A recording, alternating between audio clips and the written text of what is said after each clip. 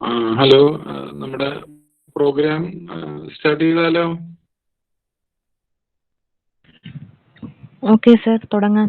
Principal sir join ചെയ്തിട്ടുണ്ടോ സാറേ? Hello. സാറേ, പ്രിൻസിപ്പൽ സാറ് ജോയിൻ ചെയ്തിട്ടില്ല. ഇല്ല. പിന്നെ നമ്മുടെ ഗസ്റ്റ് ജോയിൻ ചെയ്തില്ലല്ലോ. ഒരു മിനിറ്റ്.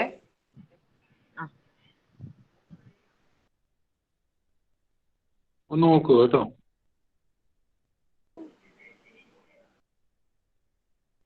ഇല്ല, പ്രിൻസിപ്പൽ ജോയിൻ ചെയ്തിട്ടില്ല. ഇല്ലെങ്കിൽ അവരെ വിളിക്കേണ്ടി വരുവാണെങ്കിൽ നമുക്കൊന്ന് വിളിക്കാം. അങ്ങനെയാണെങ്കിൽ അവരെ വിളിച്ചു നോക്കാം. അവർക്ക് ആ ലിങ്കൊക്കെ അയച്ചു കൊടുത്തതാണല്ലോ അല്ലേ? അങ്ങനെയാണെങ്കിൽ അവരെ വിളിക്കുന്നത് നല്ലതായിരിക്കും. അതായിരിക്കും നല്ലത് സാറേ.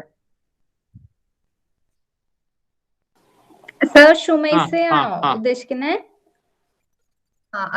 ഞാൻ ഇടയ്ക്ക് കട്ടായത് ആളെന്നെ വിളിച്ചോണ്ടാ. ആൾക്ക് ആ ലിങ്ക് വഴി കയറാൻ പറ്റുന്നില്ല എന്നാ പറഞ്ഞു. അപ്പൊ ഞാൻ അഗൈൻ അത് സെൻഡ് ചെയ്തിട്ടുണ്ട്. ട്രൈ ചെയ്യണം കയറാനായിട്ട്. അവരടുത്ത് നോക്കാൻ പറയൂ കേട്ടോ. Okay okay okay.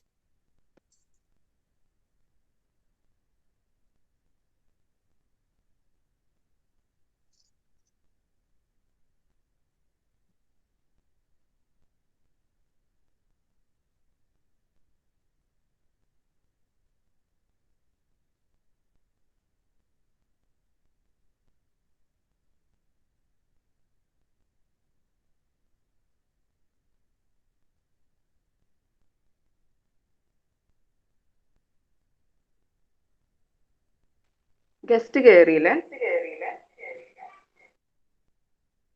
കേറിയിട്ടുണ്ട്. Okay, welcome. Start ചെയ്യട്ടെ? വീണ മിസ്സേ സ്റ്റാർട്ട് ചെയ്യണോ മിസ്സേ? ബിജു സാർ വന്നിട്ടുണ്ടോ? ബിജു സാർ വന്നോ? ബിജു സാർ വന്നിട്ടില്ല. വന്നിട്ടുണ്ട്. ഓക്കെ, സാറേ. Good morning sir. Good morning. Sir, അപ്പൊ തുടങ്ങാം. നമുക്ക് ആരംഭിക്കാം. തുടങ്ങാം. Okay sir. Good morning all. We have assembled here for Meet the Author program and book introduction segment organized by Research and PG Department of English as part of Reading Day observation. Let us begin our session with a silent prayer.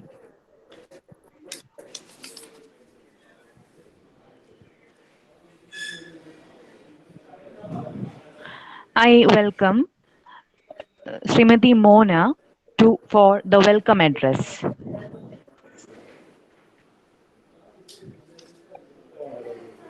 Good morning, everyone. So I would like to welcome you all once again to the function Meet the Author. We have been waiting for this moment literally. So let me first welcome our principal, Dr. A. Biju sir, for joining us on time. We know, sir, you will be in your busy schedule. We could already know, we could hear what is going on around you. It's really busy out there, but still you found time to join with us, sir. Welcome you once again for the function. Let me invite my classmates, Miss Shumaisa E.S., author of Amuti, and definitely a collection of poems which would come around, individual poems which would come around 100 and more. So other than the fiction Amuti, she also is such a versatile writer. We had a discussion about what she's doing right now. This work, this fiction called Amuti, this actually happens to be the debut work, and she is definitely going to be a renowned Malayalam writer within no time. And Shumaisa, we all are privileged that you are our alumni, okay, one among the best alumni of English literature. You are a gem, okay, in our account. She told me that she also engages through blogs.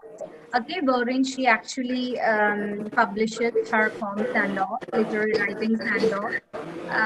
She also handles the Facebook page, which is titled Beats, and she is also a writer, okay, in Pratilippi, which is an app in which you can definitely display your talent, okay, by publishing your own works, short stories, poems, etc. So she is such a passionate writer out of all this. Shumaisa, I'm so privileged. I'm extremely happy to welcome you to this event, Meet the Author. Okay.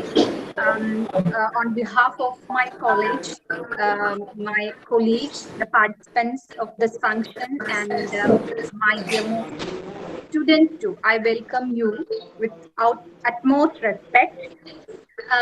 Let me invite our head of the Department of English, Dr. Murali Krishnan sir. Sir, without you, this will not be possible because you know how to literally pull us and make us do all this. You are the energy, sir, behind all this. Next, I would like to welcome all my colleagues who are actually pouring each and every ounce to make this program a successful one. All the participants and my beloved students, welcome you all. I welcome all of you once again for this one and only event, Meet the Author, which is going to be definitely a prestigious function of the department, PG and Research Department of English. Thank you. Thank you, Miss. I invite our principal, Dr. A. Biju sir, for his address and book introduction.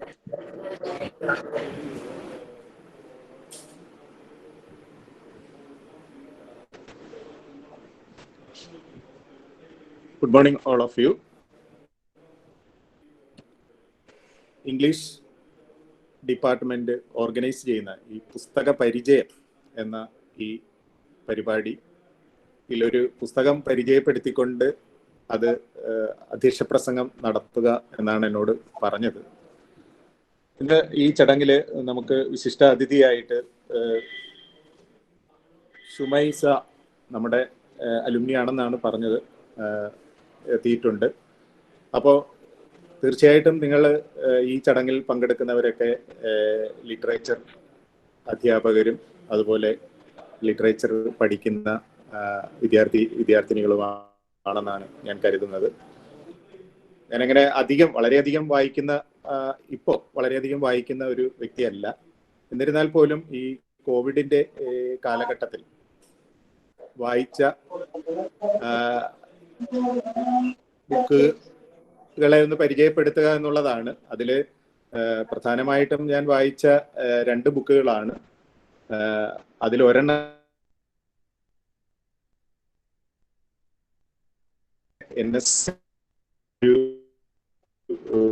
അതിൽ ഞാനത് ഒരു video ആയിട്ട് പരിചയപ്പെടുത്തിയിരുന്നു. Yuval Noah ഹരാരിയുടെ Sapiens. എനിക്ക് തോന്നുന്നു മിക്കവാറും നിങ്ങൾ പലരും ആ ബുക്ക് വായിച്ചിട്ടുണ്ടാകും. അത് ആ ഒരു പരിചയപ്പെടുത്തൽ അതിൽ കഴിഞ്ഞതുകൊണ്ട് വീണ്ടും ഇനി ഈ ഒരു ചടങ്ങിലും ഞാൻ അത് പരിചയപ്പെടുത്തുന്നത് നന്നായിരിക്കില്ല എന്ന് തോന്നുന്നു. അതുകൊണ്ട് തന്നെ ഞാൻ വായിച്ച 2ാമത്തെ ബുക്കിനെ കുറിച്ചാണ് ഞാനിവിടെ പരിചയപ്പെടുത്തുന്നത്. ബുക്കിന്റെ പേര് the design of everyday things എന്നാണ്. ഇതൊരു പുതിയ ബുക്കല്ല. 1988 പ്രകാശിപ്പിച്ച ഒരു ബുക്കാണ്. അന്ന് എനിക്ക് തോന്നുന്നു അതിന്റെ പേര് the psychology of everyday things എന്നായിരുന്നു. പിന്നീട് അതിന്റെ റിവൈസ്ഡ് വെർഷൻ 2013 റിവൈസ് എഡിഷൻ ഇറങ്ങി. കാലഘട്ടത്തിന്റെ മാറ്റമൊക്കെ ഉൾക്കൊണ്ടുകൊണ്ട് ആ ബുക്ക് റിവൈസ് ചെയ്ത് എക്സ്പാൻഡഡ് എഡിഷൻ ആയിട്ട് ഇറങ്ങി. അപ്പോൾ അതിന്റെ പേര് the design of everyday things എന്ന് മാറ്റി. ഇതൊരു നോവലോ അല്ലെങ്കിൽ ചെറുകഥാ സമാഹാരമോ ഒന്നുമല്ല. പക്ഷെ എനിക്ക് തോന്നുന്നു നമ്മൾ വിദ്യാർത്ഥികളായാലും അധ്യാപകരായാലും ഒക്കെ വായിച്ചിരിക്കേണ്ട ഒരു ബുക്ക് തന്നെയാണ് എന്നെനിക്ക് തോന്നുന്നു. ഈ ബുക്കിന്റെ ഓഥർ ഡോൺ നോർമാൻ, അദ്ദേഹം ഒരു എഞ്ചിനീയർ ആയിരുന്നു. എഞ്ചിനീയറിംഗ് പഠിച്ചതിന് ശേഷം അദ്ദേഹം സൈക്കോളജിയിലേക്ക് മാറി. അതിനുശേഷം ഡിസൈനിങ്ങിലേക്ക് എത്തിച്ചേർന്ന ഒരു വ്യക്തിയാണ്. ഈ ഡോൺ നോർമാനെ എൻ്റെ പ്രഭാഷണങ്ങൾ നമ്മൾ യൂട്യൂബിലും ടെക്കിലൊക്കെ തിരഞ്ഞു കഴിഞ്ഞാൽ കിട്ടും. വളരെ സരസമായ രീതിയിൽ വളരെ നന്നായിട്ട് പല കാര്യങ്ങളെയും ലളിതമായിട്ട് നമുക്ക് പ്രതിപാദിച്ചു തരുന്ന ഒരു വ്യക്തിയാണ് അദ്ദേഹം. നമുക്കറിയാം, നമ്മൾ പലപ്പോഴും ഈ ആപ്പിളിൻ്റെ കമ്പ്യൂട്ടർ ആയാലും ആപ്പിളിൻ്റെ ലാപ്ടോപ്പോ അല്ലെങ്കിൽ മൊബൈലൊക്കെ നമ്മൾ ഉപയോഗിക്കാൻ ഇഷ്ടപ്പെടും. അതിന് ചില കാരണങ്ങളുണ്ടാകാം. അതിൻ്റെ ഡിസൈനിങ്ങിൽ വളരെയധികം അതിൻ്റെ തുടക്കത്തിൽ അതുമായിട്ട് ബന്ധപ്പെട്ട് പ്രവർത്തിച്ച ഒരു വ്യക്തി കൂടിയാണ് അദ്ദേഹം. എന്തായാലും ഞാൻ ഈ ബുക്ക് ദ ഡിസൈൻ ഓഫ് എവരിതിങ്സ് എന്ന് പറയുന്നത്, നമ്മൾ ഒരു സാധനം ഡിസൈൻ ചെയ്യുമ്പോൾ, അതൊരു പ്രോഡക്റ്റ് ആകട്ടെ, അത് ഡിസൈൻ ചെയ്യുമ്പോൾ അത് എങ്ങനെയായിരിക്കണം എന്നുള്ളതിനെ കുറിച്ചാണ് പ്രധാനമായിട്ടും ഈ ബുക്കിൽ പറയുന്നത്.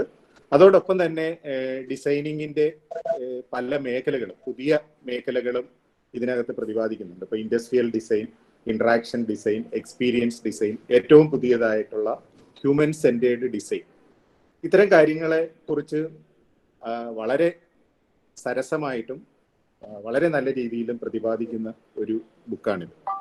അപ്പോൾ നിങ്ങൾ സ്വാഭാവികമായിട്ട് ചോദിക്കും, നമ്മൾ ഈ ഒരു ജനറൽ റീഡിങ്ങിന് ഡിസൈനിങ് എന്ന് പറയുന്നത് ഒരു സ്പെഷ്യലൈസ്ഡ് ഏരിയ ആണ്. തീർച്ചയായിട്ടും അത്തരം ഒരു മേഖലയിൽ അല്ലെങ്കിൽ ഡിസൈനിങ്ങുമായിട്ട് ബന്ധപ്പെട്ട മേഖലയിൽ നമ്മൾ ലിറ്ററേച്ചറുകൾ അല്ലെങ്കിൽ ഒരു സാധാരണക്കാരന് ഈ ബുക്കിന്റെ പ്രസക്തി എന്താണ് എന്നാണ്. ഇതിൽ പറഞ്ഞിരിക്കുന്നത് the design of everyday things ആണ്. ഓരോ നമ്മൾ നിത്യജീവിതത്തിൽ ഏത് ഒരു വസ്തുവുമായിട്ടും അല്ലെങ്കിൽ ഏതൊരു പ്രവൃത്തിയുമായിട്ടും ബന്ധപ്പെട്ട് പ്രവർത്തിക്കുന്ന ഓരോരുത്തർക്കും, പ്രത്യേകിച്ച് വേറെ ആരെങ്കിലും മൈക്ക് ഓൺ ചെയ്തിട്ടുണ്ടെങ്കിൽ ഒന്ന് മ്യൂട്ട് ചെയ്തേക്കണം.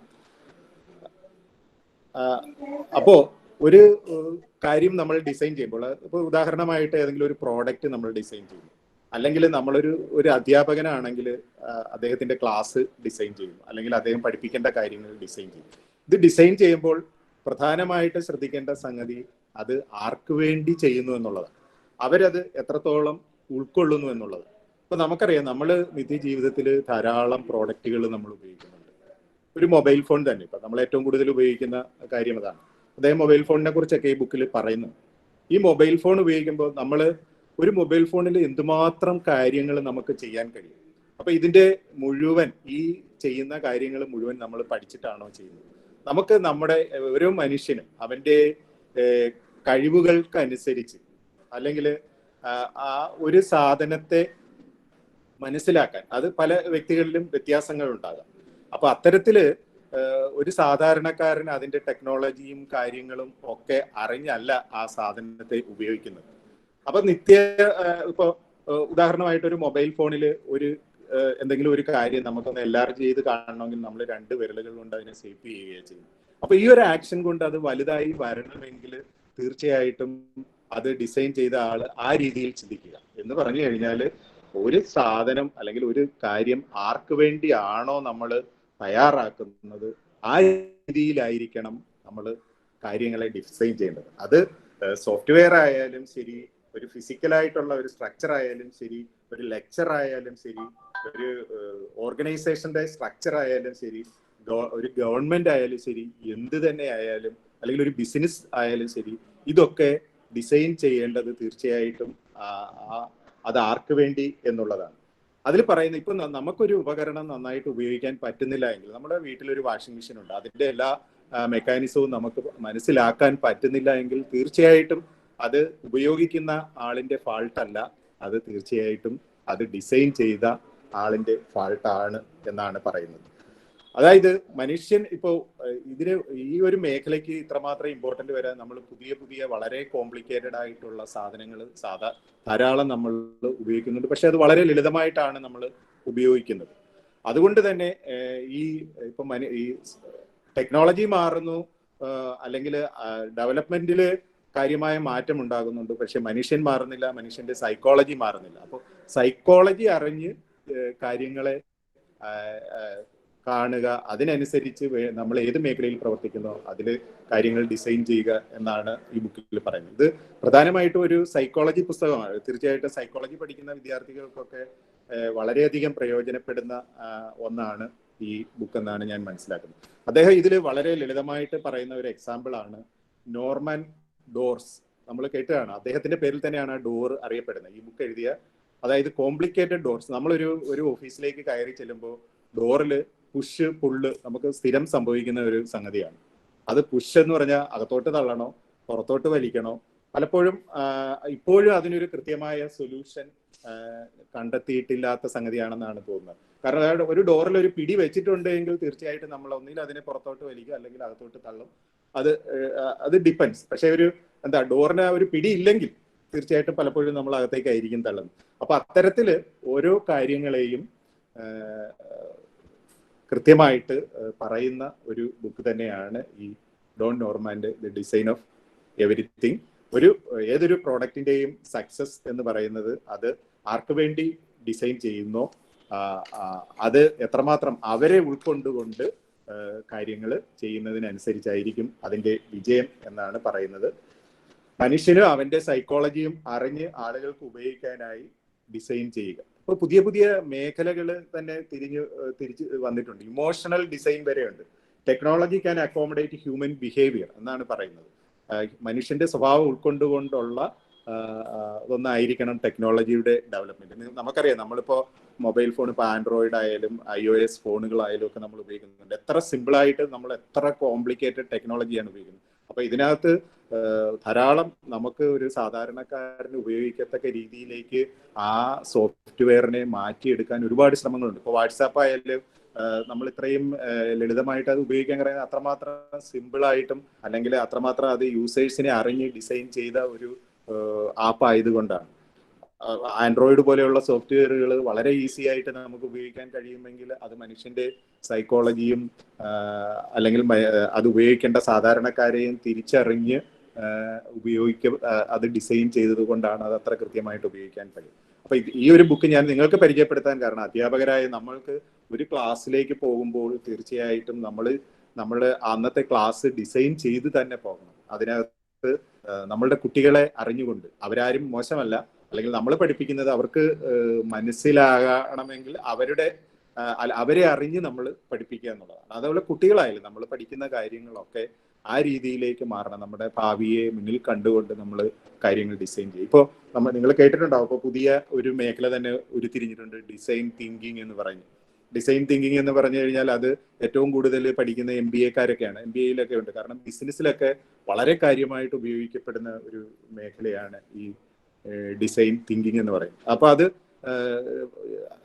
ഈ ബിസിനസ്സിൽ മാത്രമല്ല എവിടെയും അപ്ലൈ ചെയ്യാവുന്ന ഒന്നായിട്ട് ആ മേഖല ഇപ്പോൾ ഡെവലപ്പ് ചെയ്തു വരുന്നുണ്ട്. അപ്പൊ ഇതിനെക്കുറിച്ചൊക്കെ ഒരു ഇൻട്രൊഡക്ഷൻ കിട്ടുകയും വളരെ ലളിതമായിട്ട് നമുക്ക് വായിക്കാനും കഴിയുന്ന ഒരു ബുക്കാണ് ഈ the design of everyday things.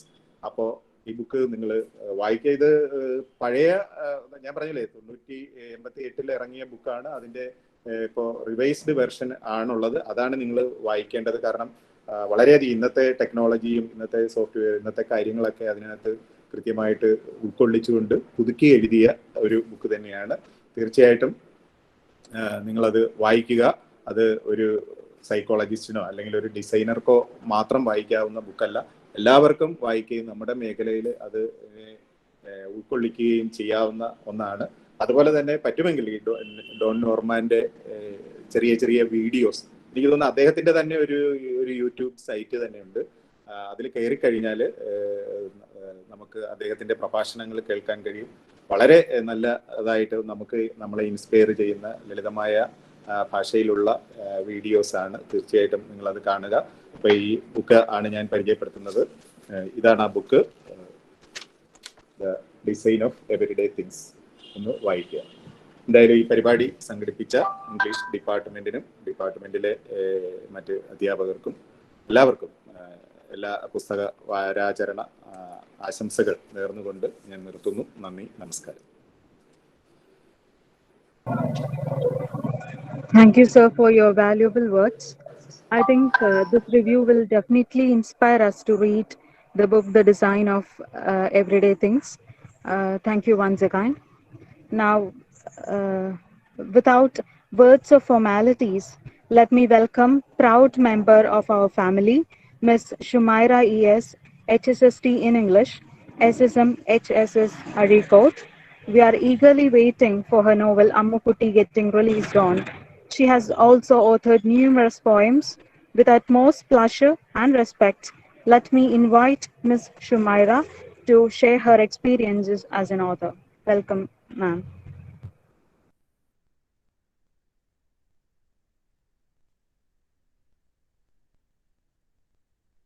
Thank you, teacher. Good morning, all. ഇപ്പോൾ സത്യം പറഞ്ഞാൽ ഇവിടെ നിൽക്കുന്നത് അപ്രതീക്ഷിതമായിട്ടാണ് ഞാനിപ്പോ ഇവിടെ വന്ന് നിൽക്കുന്നത്. എന്ത് പറയണം, എന്ത് തുടങ്ങണം എന്നൊന്നും എനിക്ക് അറിഞ്ഞൂടാ. എന്നാലും ഒരുപാട് സന്തോഷം, ഭയങ്കര എക്സൈറ്റഡ് ആയിട്ടാണ് ഞാൻ ഈ വേദിയിൽ നിൽക്കുന്നത്. അപ്പോ ആദ്യമായി പറഞ്ഞുകൊള്ളട്ടെ, നമ്മുടെ കോളേജ് പ്രിൻസിപ്പൽ ബിജു സാർ, അതുപോലെ English department head Muralikrishnan sir, മറ്റ് ഫാക്കൽറ്റീസ് എന്ന് പറയുമ്പോൾ ഓരോരുത്തരെയും ഞാൻ പേരെടുത്ത് പരിചയപ്പെടുത്തേണ്ടതായിട്ട് വരും. അത്രയ്ക്ക് പ്രിയപ്പെട്ടവരാണ് ഓരോരുത്തരും. കാരണം ഒരു 2 ആഴ്ചയോളം എനിക്ക് അവിടെ അധ്യാപികയായിട്ട് വർക്ക് ചെയ്യാനായിട്ട് ഒരു അവസരം ഉണ്ടായിട്ടുണ്ട്. അതുപോലെ തന്നെ ഞാൻ പഠിച്ച ഒരു അസ്മാബിയുടെ തന്നെ ഒരു പൂർവ്വ വിദ്യാർത്ഥിയാണ്. അങ്ങനെ ഒരു ലേബലിൽ അറിയപ്പെടാനാണ് എനിക്ക് കൂടുതൽ ഇഷ്ടം, അസ്മാബിയുടെ വിദ്യാർത്ഥി എന്നറിയപ്പെടാൻ. അപ്പോ എല്ലാവരോടും ഞാൻ പറഞ്ഞു തുടങ്ങട്ടെ, ഇന്ന് ഇത്തരം ഒരു വേദിയിൽ വേറിട്ട ഇടങ്ങളിൽ ഇരുന്നു കൊണ്ട് എന്നെ കേൾക്കുന്ന അല്ലെങ്കിൽ കണ്ടുകൊണ്ടിരിക്കുന്ന ഓരോരുത്തരോടും ഞാൻ പറയുകയാണ്, ഇങ്ങനെ ഒരു പരിപാടിയുടെ ഒരു സംരംഭത്തിന്റെ എന്നെ കൂടി ഭാഗമാക്കിയ ഇംഗ്ലീഷ് ഡിപ്പാർട്ട്മെന്റിനോടും അതിനുവേണ്ടി വർക്ക് ചെയ്തിട്ടുള്ള മോന, എന്റെ സുഹൃത്തായിട്ടുള്ള ഇംഗ്ലീഷ് ഡിപ്പാർട്ട്മെന്റിലെ തന്നെ അസിസ്റ്റന്റ് പ്രൊഫസർ മോന, അവരോടുമുള്ള കടപ്പാട് എനിക്ക് എടുത്താൽ തീരാത്തതാണ്, പറഞ്ഞാൽ തീരാത്തതാണ്. ഇന്ന് ഞാനിവിടെ നിൽക്കുന്നത് ഒരു നോവലിസ്റ്റ്. ലോക്ക്ഡൌൺ കാരണം വളരെ വൈകിട്ടാണ് അതിന്റെ പ്രകാശനങ്ങൾ നടക്കാതെ പോയത്. പ്രകാശനം ഏപ്രിൽ മാസത്തിൽ നടക്കേണ്ടതായിരുന്നു, പക്ഷേ ലോക്ക്ഡൌൺ കാരണം കുറച്ച് വൈകിയിട്ടുണ്ട്. ഏറെ വൈകാതെ തന്നെ അതിന്റെ പ്രകാശന കർമ്മം നിർവഹിക്കാൻ സാധിക്കുമെന്ന് ഞാൻ വിശ്വസിക്കുന്നു. അപ്പോ ഇന്ന് ഈ വേദിയിൽ നിൽക്കുമ്പോൾ ഞാൻ ഏറ്റവും കൂടുതൽ കടപ്പെടുന്നത് എൻ്റെ സുഹൃത്തിനോടാണ്. എൻ്റെ ഏറ്റവും അടുത്ത സുഹൃത്തും അധ്യാപകനുമായിട്ടുള്ള അഖിലേഷ് സാർ. അദ്ദേഹത്തിന്റെ ഒരു അഭിപ്രായം അല്ലെങ്കിൽ ഒരു പ്രചോദനമാണ് ഇത്തരം ഒരു നോവൽ എഴുതുക എന്ന ഒരു ചിന്തയിലേക്ക് എന്നെ കൊണ്ടെത്തിക്കുന്നത്. സാധാരണയായിട്ട് കവിതകളാണ് കൂടുതലും എഴുതിയിരുന്നത്. കവിതകൾ എഴുതും, അത് പബ്ലിഷ് ചെയ്യണം, അത് പ്രസിദ്ധീകരിക്കണം എന്നൊരു ആഗ്രഹമല്ലാതെ ഒരു നോവൽ എഴുതുക എന്നുള്ളത് സ്വപ്നത്തിൽ പോലും ഞാൻ ചിന്തിച്ചിട്ടുണ്ടായിരുന്നില്ല. ഒരു നിമിത്തം എന്ന പോലെയാണ് അതിലേക്ക് ഞാൻ കടക്കുന്നത്. അപ്പോൾ എന്തുകൊണ്ട് ഒരു നോവൽ എഴുതിക്കൂടാ, എന്തുകൊണ്ട് അത് പബ്ലിഷ് ചെയ്തുകൂടാ എന്ന ഒരു അഭിപ്രായം അദ്ദേഹം മുന്നോട്ട് വെച്ചപ്പോൾ എന്തായാലും അതിനുവേണ്ടി തയ്യാറാവുകയായിരുന്നു. അപ്പോ ആ നോവൽ എഴുതുന്ന ഘട്ടത്തിൽ അതിന് വേണ്ടുന്ന അതിലെ തിരുത്തുകളും എഡിറ്റിങ്ങും കാര്യങ്ങളും ഒക്കെയായി മറ്റു സഹായങ്ങളും പ്രചോദനങ്ങളും ഒക്കെ ഏകിയ ഗുരുതുല്യനായിട്ടുള്ള ആദിത്യൻ കാതിക്കോട് എന്ന് സാഹിത്യ ലോകത്ത് അറിയപ്പെടുന്ന ഞങ്ങളുടെ സ്വന്തം ഷംസുക്കയെയും ഞാൻ ഈ വേദിയിൽ ഓർക്കുകയാണ്. അവരുടെ എല്ലാം അകമഴിഞ്ഞ സഹായവും പ്രചോദനവുമെല്ലാം ഈ നോവലിന്റെ പരിപൂർണ വിജയത്തിന് എന്നെ വളരെയധികം സഹായിച്ചിട്ടുണ്ട്. അതുപോലെ തന്നെ പ്രകാശന കർമ്മം നിർവഹിക്കാൻ, നോവലിന്റെ പബ്ലിഷിംഗ്, അതുപോലുള്ള പ്രിന്റിംഗ് കാര്യങ്ങൾക്കൊക്കെ എന്നെ സഹായിച്ചിട്ടുള്ള ഷാജി കെ അബ്ദു സാർ. അദ്ദേഹം ഒരു ആർട്ടിസ്റ്റ് കൂടിയാണ്, പ്രശസ്തനായ ഒരു ആർട്ടിസ്റ്റ് കൂടിയാണ്. അവരുടെ എല്ലാം സഹായവും സഹകരണവും പ്രചോദനവും എല്ലാമാണ് ഈ നോവൽ എഴുതുന്നതിന് എന്നെ സഹായിച്ചിട്ടുള്ളത്. അതുപോലെ തന്നെ ഈ നോവലിന്റെ പേരെന്ന് പറയുമ്പോൾ അമ്മുക്കുട്ടി എന്ന് പറയുമ്പോൾ തന്നെ നമുക്കൊരു ചൈൽഡിഷ് ആയിട്ട് തോന്നാം, ഒരു കുട്ടിത്തം തുളുമ്പുന്ന ഒരു പേര്. ആ പേര് പോലെ തന്നെ പേരിനെ അനർത്ഥമാക്കുന്ന വിധം ഒരു കുസൃതിക്കാരിയുടെ ഒരു കഥയാണ് ഇതിലൂടെ പറഞ്ഞിരിക്കുന്നത്. പക്ഷേ ആ കഥയിൽ തന്നെ ഒരു കുട്ടിത്തമാണെങ്കിലും ഒരു കുസൃതിക്കാരിയുടെ കഥയാണെങ്കിൽ കൂടി ആ കുട്ടിത്തത്തിന് ഉപരിയായിട്ട് ഒരു വലിയൊരു കാര്യം ഇതിൽ പറയാനായിട്ട് ഞാൻ ശ്രമിച്ചിട്ടുണ്ട്. ഇവിടെ നമുക്കറിയാം, ഈ കഥയുടെ തീം എന്ന് പറയുന്നത് നമ്മൾക്കറിയുന്നത് പോലെ തന്നെ നമ്മൾ ഒരിക്കലും ചിന്തിച്ചിട്ടുണ്ടാവില്ല. നമുക്കറിയാം, നമ്മൾ ജീവിച്ചിരിക്കുന്നവരുടെ മനുഷ്യരുടെ ഇടയിൽ നമ്മളെ പോലെ തന്നെ കളിച്ചും ചിരിച്ചും സംസാരിച്ചും നമ്മുടെ കൂടെ ഇടപഴകിയവർ പെട്ടെന്ന് ഒരു ദിവസം നമ്മളെ വിട്ടു പോകുന്നു. പിന്നീടുള്ള നമ്മളുടെ ദൈനംദിന ജീവിതത്തിൽ നമ്മളെ ഓരോ സുദിനത്തിലും നമ്മളുടെ സുപ്രധാനമായിട്ടുള്ള നിമിഷങ്ങളിൽ നമ്മളെ വേർപിരിഞ്ഞു പോയവരെ നമ്മൾ ഓർക്കാറുണ്ടോ?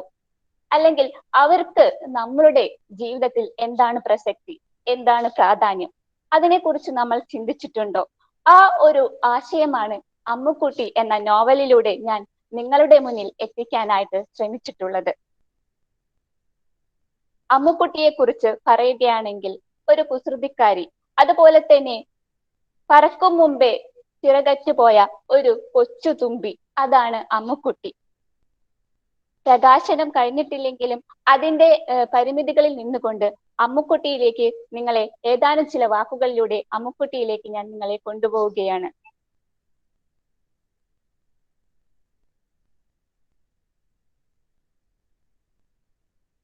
അമ്മൂട്ടി എന്ന് വിളിക്കുന്ന ആഗ്നേയ തന്റെ 2 സഹോദരന്മാർക്ക് ശേഷം പിറവിയെടുക്കുന്ന ഏക പെൺതരിയായി നോവലിൽ അവതരിപ്പിക്കപ്പെടുന്നത്.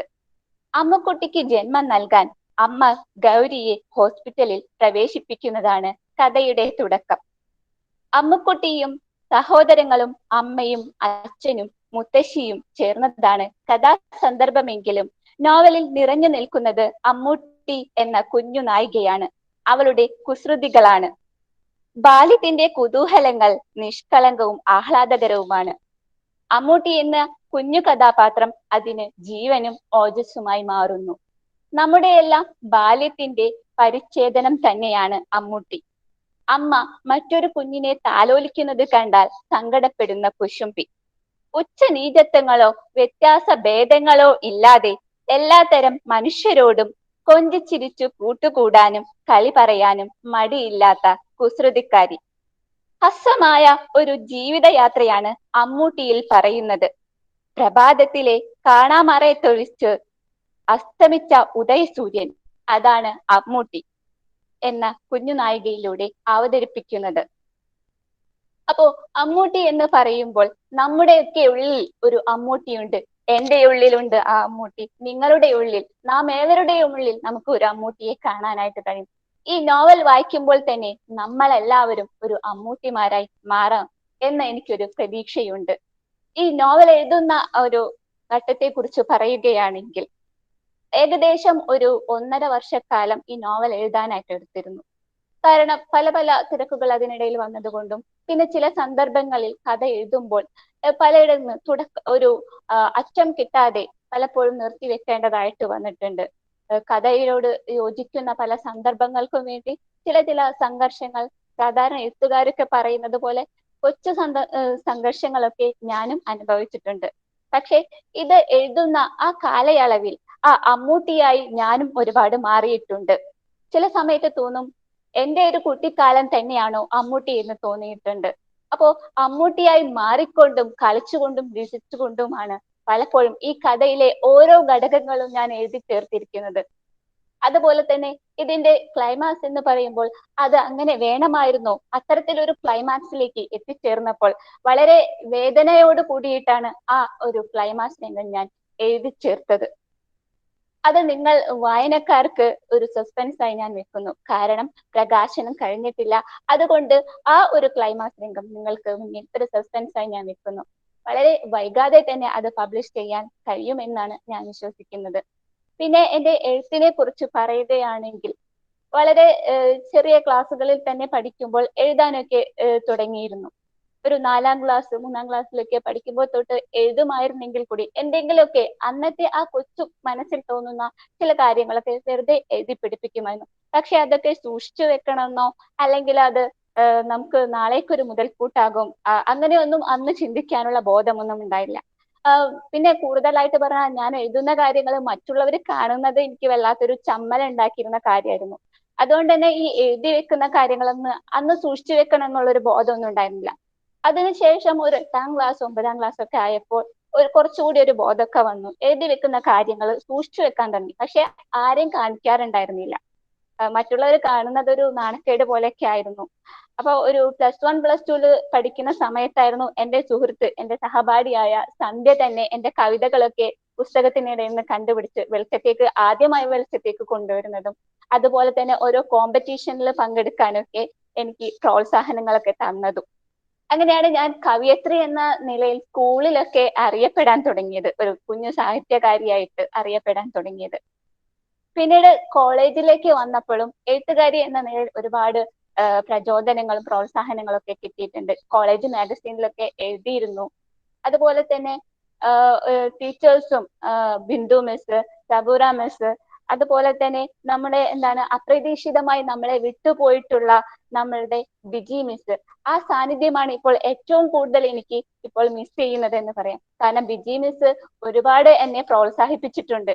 അപ്പോൾ ഇപ്പോൾ ഇങ്ങനെ ഒരു നോവൽ എഴുതിയിട്ടുണ്ടെങ്കിൽ ആ നോവൽ പബ്ലിഷ് ചെയ്യുന്നതിൽ ഏറ്റവും കൂടുതൽ സന്തോഷിക്കുന്നത് ബിജി മിസ് ആയിരിക്കും എന്ന് ഞാൻ ഈ വേളയിൽ ഓർക്കുന്നു. അപ്പോ അങ്ങനെ ഒരുപാട് പ്രോത്സാഹനങ്ങളൊക്കെ കിട്ടിയിട്ടുണ്ട്. പിന്നെ അതുപോലെ എഴുതി തുടങ്ങിയത് ഫേസ്ബുക്കിലുമൊക്കെ കവിതകൾ ഷെയർ ചെയ്യാറുണ്ട്. അതുപോലെ തന്നെ സോഷ്യൽ മീഡിയാസിൽ തന്നെ ബ്ലോഗുകളുണ്ട്, അതിലൊക്കെ എഴുതാറുണ്ട്. പിന്നെ പ്രതിലിപി പോലുള്ള ആപ്പുകളിലും ഞാൻ എന്റെ വർക്കുകൾ പ്രസിദ്ധീകരിക്കാറുണ്ട്. പക്ഷെ അപ്പോഴൊന്നും ഈ നോവൽ പബ്ലിഷ് ചെയ്യണം എന്ന കാര്യത്തെക്കുറിച്ച് തീർച്ചയായിട്ടും ചിന്തിച്ചിട്ടില്ല.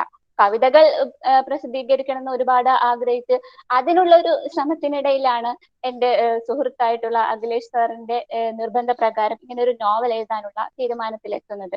അപ്പോ ഇങ്ങനെ ഒരു ജീവിച്ചിരിക്കുന്നവരുടെ ജീവിതത്തിൽ അല്ലെങ്കിൽ അവരുടെ ദൈനംദിന കാര്യങ്ങളിൽ നമ്മളിൽ ഒരാളായി ജീവിച്ചിരുന്ന നമ്മളുടെ പ്രിയപ്പെട്ടവർ നമ്മളിൽ നിന്ന് അകന്നു പോകുമ്പോൾ അവരെ പിന്നീട് നമ്മൾ ഓർക്കുന്നുണ്ടോ എന്ന ആശയവുമായി അമ്മൂട്ടിയിലൂടെ വരുന്നത്. അപ്പോ അമ്മൂട്ടി തികച്ചും ഒരു കുസൃതിക്കാരി മാത്രമായിട്ടല്ല നമ്മുടെ മുമ്പിൽ എത്തുന്നത്. അമ്മൂട്ടി ഒരു വലിയ ചിന്ത തന്നെയാണ് നമ്മുടെ മുന്നിലേക്ക് ഇട്ടുതരുന്നത്. നമുക്ക് ചിന്തിക്കാൻ ഒരുപാട് കാര്യങ്ങൾ ഒരു കുഞ്ഞു ജീവിതത്തിലൂടെ, ഒരു കുരുന്നു ജീവിതത്തിലൂടെ അമ്മൂട്ടി നമ്മുടെ മുന്നിൽ ചിന്തിക്കാൻ ഒരു വലിയ ചിന്ത തന്നെയാണ് തന്നിരിക്കുന്നത്. അത്രയുമാണ് അമ്മൂട്ടിയെ കുറിച്ച് എനിക്ക് പറയാനുള്ളത്. അപ്പോൾ വൈകാതെ പ്രകാശനം ഉണ്ടാകും. അപ്പോൾ ആ പ്രകാശനത്തിന് നിങ്ങളുടെ ഏവരുടെയും സാന്നിധ്യം ഞാൻ മനസ്സുകൊണ്ട് ആഗ്രഹിക്കുകയാണ്. പക്ഷെ ഇക്കാലയളവിൽ, ഇത്തരം ഒരു പ്രതികൂല കാലയളവിൽ നിങ്ങൾക്ക് അതിന് എങ്ങനെ നിങ്ങളെ ക്ഷണിക്കണം അല്ലെങ്കിൽ എല്ലാവർക്കും അതിൽ സാന്നിധ്യം ഉറപ്പിക്കാൻ പറ്റുമോ എന്നൊന്നും അറിയില്ല. അതല്ലാത്ത ഒരു അവസ്ഥയാണെങ്കിൽ നിങ്ങളുടെ സാന്നിധ്യം ഞാൻ മനസ്സുകൊണ്ട് ആഗ്രഹിക്കുന്നു. എല്ലാവരും അമ്മൂട്ടിയെ കൈനീട്ടി സ്വീകരിക്കണം. അതിനു വേണ്ടുന്ന പ്രോത്സാഹനങ്ങളും പ്രചോദനവും എനിക്ക് ഏകണമെന്നും ഈ വേളയിൽ ഞാൻ നിങ്ങളോട് വിനീതമായി അഭ്യർത്ഥിക്കുകയാണ്. പിന്നെ പറയാൻ, ഒരു വലിയ സാഹിത്യകാരി ഒന്നുമല്ല, എഴുതി തുടങ്ങിയിട്ടുള്ള ഒരു ചെറിയ സാഹിത്യകാരി എന്ന് പറയാം. ഒരുപാട് ആശയങ്ങൾ ഇനിയും പല നോവലുകൾ എഴുതാനുള്ള തുടക്കമൊക്കെ കുറിച്ചിട്ടുണ്ട്. അപ്പോ ഇപ്പോ അമ്മൂട്ടി എന്ന് പറയുന്നത് എന്റെ സാഹിത്യ ജീവിതത്തിലെ ഒരു തുടക്കമായിട്ടാണ് ഞാൻ കാണുന്നത്. ഇനി അതുപോലെ തന്നെ എന്റെ കുഞ്ഞനിയത്തിമാരോടും കുഞ്ഞനുജന്മാരോടും പറയാനുള്ളത്, നമ്മുടെ ജീവിതത്തിൽ നമുക്ക് സാധിക്കാത്തതായി ഒന്നും തന്നെ ഇല്ല. ഇപ്പോൾ എഴുത്തിന്റെ കാര്യത്തിൽ മാത്രമല്ല, നമ്മുടെ ജീവിതത്തിൽ മറ്റു പല മേഖലകൾ എടുത്തു നോക്കിയാലും ചിലപ്പോൾ ഒരുപാട് നമുക്ക് തോന്നാറുണ്ട്, നമുക്ക് അതിന് കഴിയില്ല, ഇത് ചെയ്യാൻ എന്നെ കൊണ്ടാവില്ല എന്നൊക്കെ നമ്മൾ ചിന്തിച്ചേക്കാം. പക്ഷേ നമ്മൾ ഒന്ന് ഓർക്കണം, നമുക്ക് പലപ്പോഴും നമ്മുടെ ലൈഫിൽ വെല്ലുവിളികൾ നേരിട്ടേക്കാം. നമ്മൾ എന്തെങ്കിലും ഒരു കാര്യം നമ്മൾ ചെയ്യണമെന്ന് തീരുമാനിച്ച് അതിന് മുന്നിട്ടിറങ്ങുമ്പോൾ കൂടുതലായും നമ്മളെ തേടി വരുന്നത് ഒരു പക്ഷേ അവഗണനകളായിരിക്കാം, അല്ലെങ്കിൽ നെഗറ്റീവ് കമന്റ്സ് ആയിരിക്കാം. പക്ഷെ നമ്മൾ അതെല്ലാം നമ്മുടെ മൈൻഡിൽ നിന്ന് ഡിലീറ്റ് ചെയ്യുക. എന്നിട്ട് നമ്മളുടേതായിട്ടുള്ള പോസിറ്റീവ് എനർജിയെ ഇൻസേർട്ട് ചെയ്യുക. അതാണ് നമ്മൾ ചെയ്യേണ്ടത്. എപ്പോഴും വിമർശനങ്ങളും അല്ലെങ്കിൽ കുത്തുവാക്കുകളും ശകാരങ്ങളും ഒക്കെ ആയിരിക്കാം നമ്മളെ കൂടുതലും നേരിടുന്നതും സ്വീകരിക്കുന്നതും. നമ്മൾ എന്തെങ്കിലും നല്ലൊരു ഉദ്യമത്തിലേക്ക് കാൽ വെക്കുകയാണെങ്കിൽ. പക്ഷേ അതെല്ലാം കണ്ണടച്ചു കളയുക, അതെല്ലാം മനസ്സിൽ നിന്ന് മാറ്റിയിരിക്കാം. അതിനെയെല്ലാം എന്റെ ഭാഷയിൽ പറയുകയാണെങ്കിൽ വിമർശനങ്ങളും അല്ലെങ്കിൽ കുത്തുവാക്കുകളും ശകാരങ്ങളുമാണ് ഒരു തരത്തിൽ പറഞ്ഞാൽ നമുക്ക് പ്രചോദനമാകുന്നത്. അതാണ് നമ്മുടെ ഉള്ളിലെ സ്പാർക്കായി മാറേണ്ടത്, ഫയറായി മാറേണ്ടത്. നമുക്കറിയാം, നമ്മുടെ മുൻ രാഷ്ട്രപതിയായിരുന്ന APJ അബ്ദുൽ കലാം നമ്മളെ സ്വപ്നം കാണാൻ പഠിപ്പിച്ച, സ്വപ്നം കാണാൻ എന്ന് പറയുമ്പോൾ നമ്മുടെ ലൈഫിൽ ഒരു ഗോൾ ഉണ്ടാക്കിയ, അല്ലെങ്കിൽ നമ്മൾക്കൊരു എയിം ഉണ്ടാക്കാൻ നമ്മളെ പ്രേരിപ്പിച്ച രാഷ്ട്രപതി APJ അബ്ദുൽ കലാം, അദ്ദേഹം നമ്മളോട് പറഞ്ഞിട്ടുണ്ട്, ബി യൂണിക് യുവർ സെൽഫ്. അതായത് അതുല്യനാവുക. നമുക്ക് എല്ലാവരും വേറിട്ട ചിന്താഗതിക്കാരാണ്. നമുക്ക് വേറിട്ട രീതിയിലൂടെ നമ്മളുടേതായിട്ടുള്ള മാറ്റങ്ങൾ നമുക്ക് വരുത്താനായിട്ട് സാധിക്കും. അപ്പോൾ എന്റെ കുഞ്ഞനുജത്തിമാരോടും കുഞ്ഞനിയന്മാരോടും പറയാനുള്ളത്, നമ്മളുടെ ഉള്ളിൽ ഒരു സ്പാർക്ക് നമ്മൾക്ക് തന്നെയാണ് തിരിച്ചറിയാനാവുക, ആരെക്കാളും. അപ്പോൾ അത് നമ്മൾ കണ്ടെത്തുക തന്നെ വേണം. അതിനുവേണ്ടി നമ്മൾ ആത്മാർത്ഥമായി പരിശ്രമിക്കണം. അപ്പോൾ എത്ര ഹാർഡ് വർക്ക് ചെയ്താലും നമ്മൾ എന്ത് വിചാരിച്ചിട്ടുണ്ടോ ആ എയിമിലേക്ക് ഇന്നല്ലെങ്കിൽ നാളെ ആ ഗോൾ നമ്മൾ അച്ചീവ് ചെയ്യുക തന്നെ ചെയ്യും. ഇപ്പോൾ എഴുത്തുകാരുടെ കാര്യം പറഞ്ഞിട്ടുണ്ടെങ്കിൽ നമ്മൾ വിചാരിക്കും എഴുത്ത് അല്ലെങ്കിൽ സാഹിത്യം എന്ന് പറയുന്നത് വളരെ ചുരുക്കം വിഭാഗത്തിന്റെ മാത്രം ഒരു കുത്തകയാണെന്ന്. പക്ഷേ അങ്ങനെയല്ല. നമ്മൾക്ക് ആർക്കും സാധിച്ചാൽ എഴുതാനായിട്ട് സാധിക്കും. കാരണം നമ്മൾ വായിക്കുമ്പോൾ തന്നെ നമ്മളുടെ ഉള്ളിൽ ഒരു എഴുത്തുകാരൻ ജനിക്കുകയുണ്ട്. കാരണം നമ്മൾ ഏതെങ്കിലും ഒരു കഥ അല്ലെങ്കിൽ നോവൽ എടുത്ത് വായിക്കുകയാണെങ്കിൽ നമ്മൾ ആ നോവലിലൂടെ എന്താണ് മറ്റൊരു ലോകത്തേക്ക് അല്ലെങ്കിൽ ആ ചിന്തയിലൂടെ അല്ലെങ്കിൽ നമ്മൾ ആ വായനയിലൂടെ ആ അക്ഷര വടിവുകളിലൂടെ നമ്മൾ നമ്മളുടേതായ ഒരു സങ്കല്പ ലോകത്ത് എത്തുന്നുണ്ട്. അവിടെ നമ്മളെ തളച്ചിടാൻ ആ കൃതിയുടെ എഴുത്തുകാരന് പോലും സാധിക്കില്ല. നമ്മൾ അവിടെ സ്വതന്ത്രരാണ്. നമ്മളുടേതായിട്ടുള്ള ലോകത്ത് നമ്മളുടേതായുള്ള ചിന്തകളിൽ നമ്മളുടേതായിട്ടുള്ള സങ്കല്പങ്ങളിൽ നമുക്ക് യാത്ര ചെയ്യാവുന്നതാണ്. അങ്ങനെ വരുമ്പോൾ നമ്മളുടെ ഉള്ളിൽ ഒരു എഴുത്തുകാരൻ ജനിക്കുന്നു. അതാണ് ഞാൻ പറഞ്ഞത്. അപ്പോൾ നമ്മൾക്കും നമ്മൾ വിചാരിച്ചാലായിട്ട് എഴുതാൻ സാധിക്കും. നല്ല നല്ല പുസ്തകങ്ങൾ, അതായത് ഇപ്പോൾ വിചാരിക്കും എന്തിനാ ഈ വായിച്ചിട്ട് എന്ത് നേടാനാ, വായിച്ചത് കൊണ്ട് ഒരു കാര്യമില്ല, അതിന് പകരം നമുക്ക് എന്തൊക്കെ കാര്യങ്ങൾ നമുക്ക് ചെയ്യാനുണ്ട്, വായിച്ചാൽ നമ്മളെ സമയം കൊല്ലും, അങ്ങനെയൊക്കെ ചിന്തിക്കുന്നവരുണ്ടാവാം. പക്ഷെ ഞാൻ പറയട്ടെ, ഈ വായന നമ്മൾ അറിയാതെ തന്നെ ഏതെങ്കിലും ഒരു നമ്മുടെ ജീവിതത്തിലെ നിമിഷത്തിൽ നമുക്കതൊരു മുതൽക്കൂട്ടായി മാറുന്നുണ്ട്. അങ്ങനെ വരുമ്പോൾ നമ്മൾ വായിക്കുക എന്നുള്ളത് നമ്മളുടെ ലൈഫിന്റെ ഒരു ഭാഗമാക്കാൻ ശ്രമിക്കണം. നമ്മൾ എല്ലാവരും വ്യത്യസ്ത ചിന്താഗതിക്കാരാണ്. ഓരോരുത്തരും എൻ്റയർലി ഡിഫറെന്റ് ആണ്. പക്ഷെ നമ്മളുടെ ചിന്താഗതിക്ക് അനുസരിച്ച് നമ്മുടെ മനസ്സിനിടങ്ങുന്ന പുസ്തകങ്ങൾ നമുക്ക് സെലക്ട് ചെയ്യാനായിട്ട് സാധിക്കും. അപ്പോൾ നമ്മൾ വായന എന്നുള്ളത് ഒരു അനുഭവമാക്കി മാറ്റണം. നമ്മൾ കേട്ടിട്ടുണ്ട് കുഞ്ഞുണ്ണി മാഷ് പറഞ്ഞത്, വായിച്ചാലും വളരും, വായിച്ചില്ലെങ്കിലും വളരും, വായിച്ചാൽ വിളയും, വായിച്ചില്ലെങ്കിൽ വളയും. അതുപോലെ നമുക്ക് ഒരുപാട് കാര്യങ്ങൾ വായനയിലൂടെ ചെയ്തു തീർക്കാൻ സാധിക്കും. വായിച്ചാൽ നമുക്ക് ഒരു സംതൃപ്തി അല്ലെങ്കിൽ മനസ്സിനൊരു ഉണർവ്, ഒരു എനർജി വായന നമുക്ക് നൽകുന്നുണ്ട്. അപ്പോൾ എന്നെ പോലെ എനിക്ക് എഴുതാൻ സാധിച്ചെങ്കിൽ ഇവിടെയുള്ള എന്റെ കുഞ്ഞനുജത്തിമാർക്കും കുഞ്ഞനിയന്മാർക്കും അതിന് സാധിക്കുമെന്ന് എനിക്ക് ഉറച്ച വിശ്വാസമുണ്ട്. എഴുത്തുകാരൻ മാത്രമല്ല അല്ലെങ്കിൽ എഴുത്തുകാരി മാത്രമല്ല, നമ്മുടെ ജീവിതത്തിൽ മറ്റു പല മുന്നേറ്റങ്ങളും നമ്മൾക്ക് നേടാനായിട്ട് സാധിക്കും. അതിനെല്ലാം നമുക്ക് ഉൾക്കരുത്തുണ്ട്. ആ ഉൾക്കരുത്തിനെ നമ്മൾ തിരിച്ചറിയുക, അതാണ് വേണ്ടത്. APJ അബ്ദുൽ കലാം പറഞ്ഞതുപോലെ ബി യൂണിറ്റ് യുവർ സെൽഫ്, അതാണ് എനിക്ക് പറയാനുള്ളത്. അതുപോലെ തന്നെ ഒരിക്കൽ കൂടി ഞാൻ പറയട്ടെ, എന്റെ ഈ നോവൽ അമ്മുക്കുട്ടി എന്ന ഈ നോവൽ 2 കൈ നീട്ടി നിങ്ങൾ സ്വീകരിക്കണമെന്ന് ഈ വേളയിൽ ഞാൻ ഒരിക്കൽ കൂടി വിനീതമായി അഭ്യർത്ഥിക്കുകയാണ്. കാരണം അമ്മൂട്ടി എന്ന നോവൽ എഴുതാൻ ഒരുപാട് ഘടകങ്ങൾ ഉണ്ടായിരുന്നു. അതുപോലെ തന്നെ ഒരുപാട് ആദ്യമായി ഈ നോവൽ എഴുതിയപ്പോൾ ഉണ്ടായിരുന്ന ഒരുപാട് പ്രശ്നങ്ങൾ. എങ്ങനെയായിരിക്കും വായനക്കാർ അതിനെ എടുക്കുക? അത് ഒരു വായനക്കാരന്റെ പക്ഷത്ത് നിന്ന് ചിന്തിച്ചുകൊണ്ടും അതുപോലെ തന്നെ ഒരു എഴുത്തുകാരി എന്ന നിലയിൽ ചിന്തിച്ചുകൊണ്ടും ഒരു ഡബിൾ പേഴ്സണാലിറ്റി, ഒരു ഡ്യുവൽ പേഴ്സണാലിറ്റി ആയി നിന്നുകൊണ്ടാണ് പല നിമിഷങ്ങളിലും ഞാൻ ഈ നോവലിനെ കണ്ടുകൊണ്ടിരുന്നത് അല്ലെങ്കിൽ ഈ നോവൽ എഴുതി തീർത്തത്. കാരണം നമ്മളെ എഴുതുന്ന ഒരു എഴുത്തുകാരൻ എഴുതുന്ന ആ വടിവുകൾ അല്ലെങ്കിൽ ആ ആശയങ്ങൾ അതേപടി ഉൾക്കൊള്ളണം അല്ലെങ്കിൽ അതേ അർത്ഥതലത്തിൽ വായനക്കാരൻ എടുത്തുകൊള്ളണമെന്നില്ല. വായനക്കാരൻ്റെതായിട്ടുള്ള സ്വാതന്ത്ര്യമുണ്ട്. അങ്ങനെ ചിന്തിക്കുമ്പോൾ അവരുടെ ഒരു മനസാന്നിധ്യം കൂടി കണക്കാക്കി അല്ലെങ്കിൽ അവരുടെ പക്ഷത്തു നിന്ന് കൂടി ചിന്തിച്ചു വേണം നമ്മൾ എഴുത്തിനെ സമീപിക്കാൻ. ഈ നോവൽ എഴുതിയപ്പോൾ എനിക്കുണ്ടായിരുന്ന ഏറ്റവും വലിയ ഒരു അനുഭവം എന്ന് പറയുന്നത് അത് തന്നെയാണ്.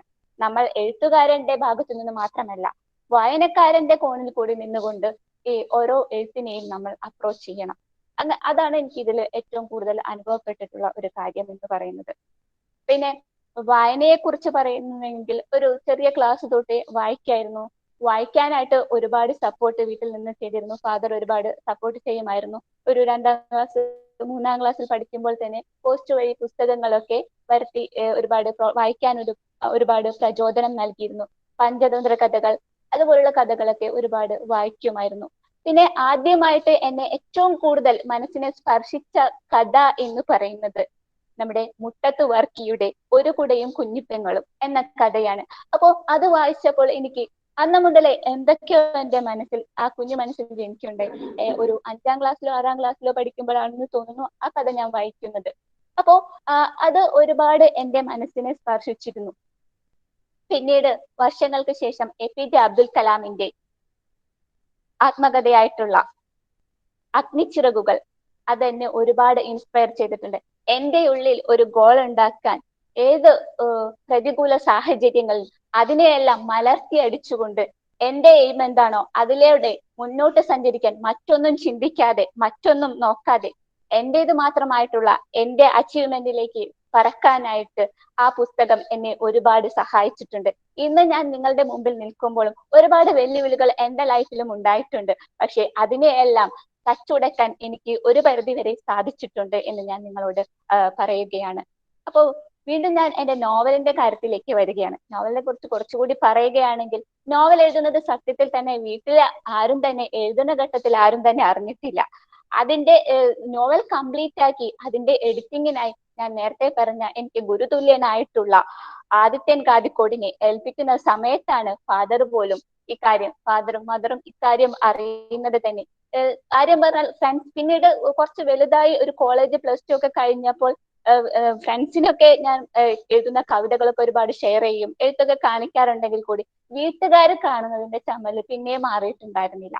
അതുകൊണ്ട് തന്നെ ഈ നോവൽ എഴുതിയപ്പോഴും അവരെ കാണിക്കുക എന്നത് എനിക്കൊരു ഭയങ്കര ചമ്മലായിരുന്നു. അതുകൊണ്ട് അതെല്ലാം കംപ്ലീറ്റ് ആയ ശേഷം എഡിറ്റിംഗ് മറ്റുള്ള കാര്യങ്ങൾക്കായി എന്റെ ഗുരുനാഥനെ ഏൽപ്പിക്കുന്ന സമയത്തായിരുന്നു വീട്ടുകാർ പോലും അറിഞ്ഞിട്ടുള്ളത്. അത് അറിഞ്ഞ നിമിഷത്തിൽ ഫാദർ ഒരുപാട് എൻകറേജ് ചെയ്തു, ഒരുപാട് സപ്പോർട്ട് ചെയ്തു. അത് എത്രയും പെട്ടെന്ന് പബ്ലിഷ് ചെയ്യണം, പ്രകാശനം ചെയ്യണം എന്നുള്ളതൊക്കെ ഫാദറും ഒരുപാട് മുന്നോട്ട് വന്ന് ഒരുപാട് സപ്പോർട്ട് ചെയ്യുകയും എൻകറേജ് ചെയ്യുകയും ഉണ്ടായി. അതുപോലെ തന്നെ മദറും അതെ എഴുത്തിന്റെ കാര്യത്തിലൊക്കെ നന്നായിട്ട് സപ്പോർട്ട് ചെയ്യാറുണ്ട്. ചിലപ്പോൾ ആളുടെ ഒരു മെയിൻ പരിപാടി എന്ന് വെച്ചാൽ ഞാൻ എഴുതിയിട്ടുണ്ടെങ്കിൽ എങ്ങനെയെങ്കിലൊക്കെ തപ്പിയെടുത്ത് ഞാൻ അറിയാതെ ഇരുന്ന് വായിക്കാറും അത് ഉപ്പായെ കൊണ്ട് കാണിക്കാറൊക്കെ ഉണ്ട്. അപ്പോ ഇന്ന് ഞാൻ വീണ്ടും നിങ്ങളുടെ അടുത്ത് പറയുകയാണ്, അമ്മൂട്ടി എന്ന നോവൽ നിങ്ങളുടെ മുന്നിലേക്ക് ഞാൻ ഇട്ടുതരികയാണ്. നിങ്ങളാണ് അത് തീരുമാനിക്കേണ്ടത്. എന്റെ ഭാവിയിലെ ഒരു വലിയ സാഹിത്യകാരി എന്നുള്ള നിലയിൽ ഞാൻ പ്രശസ്തിയാകുമ്പോൾ നിങ്ങൾക്ക് ഈ അമ്മൂട്ടിയിൽ വന്നിട്ടുള്ള പോരായ്മകളും തെറ്റുകുറ്റങ്ങളും എന്തെങ്കിലുമൊക്കെ വന്നിട്ടുണ്ടെങ്കിൽ അതൊക്കെ ചൂണ്ടിക്കാണിച്ച് എന്നെ തിരുത്തേണ്ട ഉത്തരവാദിത്വം കൂടി നിങ്ങൾക്ക് ഞാൻ തരികയാണ്. എങ്കിൽ മാത്രമേ എനിക്കൊരു പൂർണ്ണമായിട്ടുള്ള ഒരു നല്ലൊരു സാഹിത്യകാരിയായിട്ട് വളരാനായിട്ട് സാധിക്കുകയുള്ളൂ. അപ്പോൾ ഞാൻ വീണ്ടും പറഞ്ഞുകൊള്ളട്ടെ, എനിക്ക് ഇന്ന് നിങ്ങളുടെ മുമ്പിൽ ഒരു സാഹിത്യകാരി അല്ലെങ്കിൽ ഒരു നോവലിസ്റ്റ് ആയിട്ട് വന്നു നിൽക്കാൻ കഴിഞ്ഞതിൽ ഏറ്റവും കൂടുതൽ ഞാൻ കടപ്പെടുന്നത് എന്റെ സുഹൃത്തിനോട്, അതുപോലെ തന്നെ ഗുരുതുല്യരായിട്ടുള്ള ആദിത്യൻ കാതിക്കോട്, ഷാജിക്ക് അബ്ദുസാർ, അതുപോലെ തന്നെ ഈ നോവലിന് വേണ്ടുന്ന ഒരു പഠനക്കുറിപ്പ് തയ്യാറാക്കി തന്ന മൂസ വടക്കിനോളി എന്നറിയപ്പെട്ട മൂസ സാർ. അപ്പൊ അവരോടൊക്കെ എത്ര നന്ദി പറഞ്ഞാലും എനിക്ക് മതി വരില്ല. അവരൊക്കെ ഇല്ലെങ്കിൽ, അവരൊക്കെ ഒരു നിമിത്തമായത് കൊണ്ടാണ് ഇന്ന് ഇങ്ങനെ ഒരു വേദിയിൽ നിങ്ങളോട് സംവദിക്കാൻ എനിക്ക് സാധ്യമായിരിക്കുന്നത്.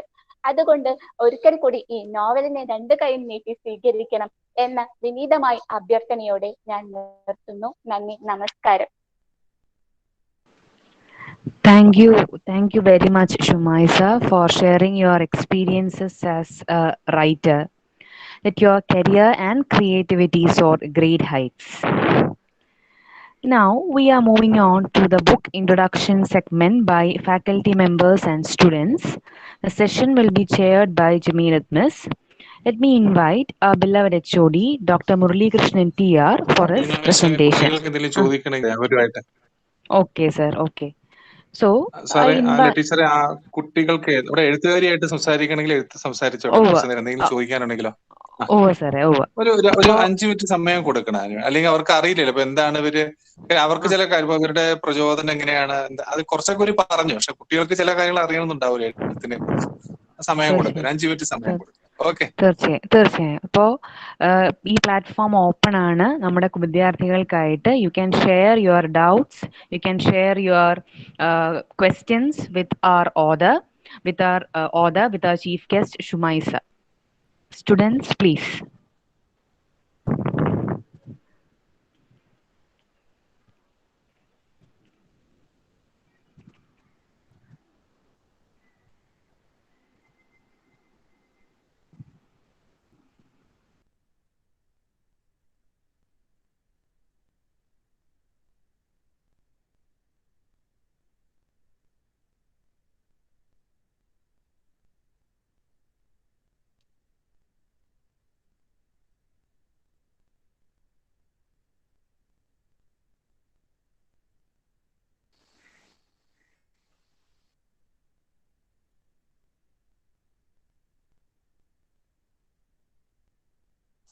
ചോദ്യങ്ങൾ ചോദിക്കുക കേട്ടോ കുട്ടികളെ, അല്ലെങ്കിൽ സമയം വെറുതെ ഇതാക്കില്ല. എന്തെങ്കിലും ചോദിക്കുക ഇതുമായിട്ട് ബന്ധപ്പെട്ട്. ഓക്കെ,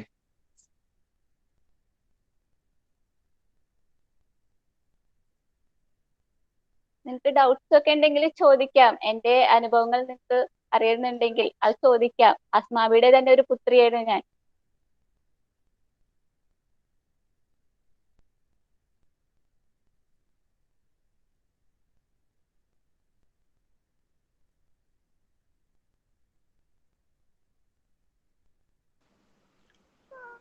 കുട്ടികളെ വായനയെ പറ്റി, എഴുത്തിനെ പറ്റി, ഒരു എഴുത്തുകാരി എന്നുള്ള ഷുമൈസയുടെ അനുഭവങ്ങളെ പറ്റി നിങ്ങൾക്ക് അവരുടെ അടുത്ത് സംവദിക്കാം. അതിനായിട്ടുള്ളൊരു വേദിയാണ് ഈ ഒരു വേദി. അതിന്റെ ഒരു അത് യൂട്ടിലൈസ് ചെയ്യുക അതിന് വേണ്ടിയിട്ട്.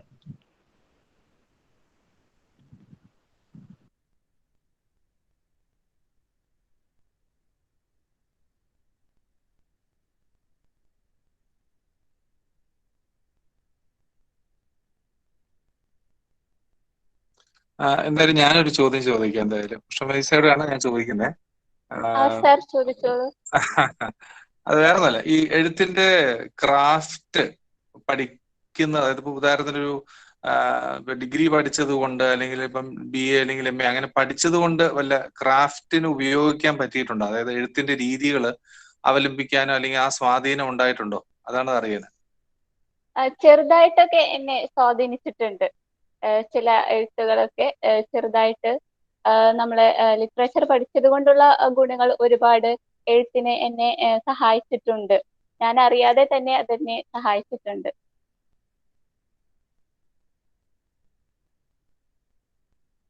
വല്ലതും ഓർത്തെടുക്കാൻ പറ്റുന്നുണ്ടോ എഴുതുന്ന? അതായത് ആ പേനയും പേപ്പറും കൂടി തൊടുന്ന സമയത്ത് മാനസികമായിട്ട് അതിലിങ്ങനെ ഒരു എഴുത്തിന്റെ വളർച്ച ഇങ്ങനെ രൂപപ്പെട്ട് വരുമ്പോ അറിയാതെ ഏതെങ്കിലും ഒരു എഴുത്തുകാരൻ നേരിട്ടല്ലെങ്കിൽ പോലും അതിന്റെ നമ്മുടെ മനസ്സിന്റെ ഒരു സോഫ്റ്റ്വെയർ ഉണ്ടല്ലോ, അത് വർക്ക് ചെയ്യുന്ന സമയത്ത് അറിയാതെ ആ ഒരു ചിട്ടവട്ടങ്ങൾ എപ്പോഴെങ്കിലും, നമ്മുടെ ഒരു തിയറി ചെയ്യുന്ന നിലയിലല്ല, പക്ഷെ ഒരു മനസ്സുകൊണ്ട് നമ്മൾ ഇഷ്ടപ്പെടുന്ന ആരെങ്കിലും അറിയാതെങ്കിലും നമ്മുടെ വാക്കുകളായിട്ടോ പദപ്രയോഗങ്ങളായിട്ടോ അല്ലെങ്കിൽ ഓർമ്മകളായിട്ടോ ഒക്കെ ഇറങ്ങി വന്നിട്ടുണ്ട്? ഒരുപാട് വന്നിട്ടുണ്ട് അങ്ങനെ ഓർമ്മകളായിട്ട്. സാർ ഉദ്ദേശിക്കുന്നത് ഞാൻ എഴുതുന്ന സമയത്ത് ആ എഴുത്തിലെ ഏതെങ്കിലും കഥാപാത്രങ്ങൾ ഞാൻ ഇഷ്ടപ്പെടുന്ന ഏതെങ്കിലും കഥാപാത്രങ്ങളായി വന്നിട്ടുണ്ടാണോ ചോദിക്കുന്നത്? അങ്ങനെയാകാം. അല്ലെങ്കിൽ അനുഭവങ്ങൾ മാത്രമല്ല, ഇപ്പൊ എഴുത്തിൽ തന്നെ നമ്മൾ ഒരുപാട് കഥാപാത്രങ്ങളെ കാണുന്നുണ്ടല്ലോ. നമ്മൾ ചുറ്റും നമ്മൾ വായിക്കുമ്പോൾ ഒരുപാട് കഥാപാത്രങ്ങൾ ചുറ്റുമുണ്ട്. അറിയാതെങ്കിലും ചില പാത്ര സൃഷ്ടി വരുന്ന സമയത്ത് ഒരു പക്ഷേ അവരുടെ അയൽവാസിയായിട്ടോ അല്ലെങ്കിൽ അവരുടെ ആ കഥാപാത്രത്തിന് ചേർന്ന് പോകുന്ന രീതിയിലോ എപ്പോഴെങ്കിലും ഒരു ചിന്ത വന്നിട്ടുണ്ടോ? ഇത് ഞാൻ പഠിക്കുന്ന സമയത്ത് ഇതുപോലത്തെ ഒരാളെ ഞാൻ വായിച്ചിരുന്നു അല്ലെങ്കിൽ പഠിച്ചിരുന്നു എന്നുള്ള തോന്നലൊക്കെ വന്നിട്ടുണ്ടോ? അതാ അങ്ങനെ ചിന്തിക്കുമ്പോ അങ്ങനെ വായിച്ചിരുന്നു എന്നുള്ളതിൽ വന്നിട്ടുണ്ട്. പഠിച്ചിരുന്നു എന്ന് ചോദിക്കുമ്പോ പഠിച്ചിരുന്ന ഒരു ക്യാരക്ടേഴ്സിനായിട്ട് അങ്ങനെ വന്നിട്ടില്ല.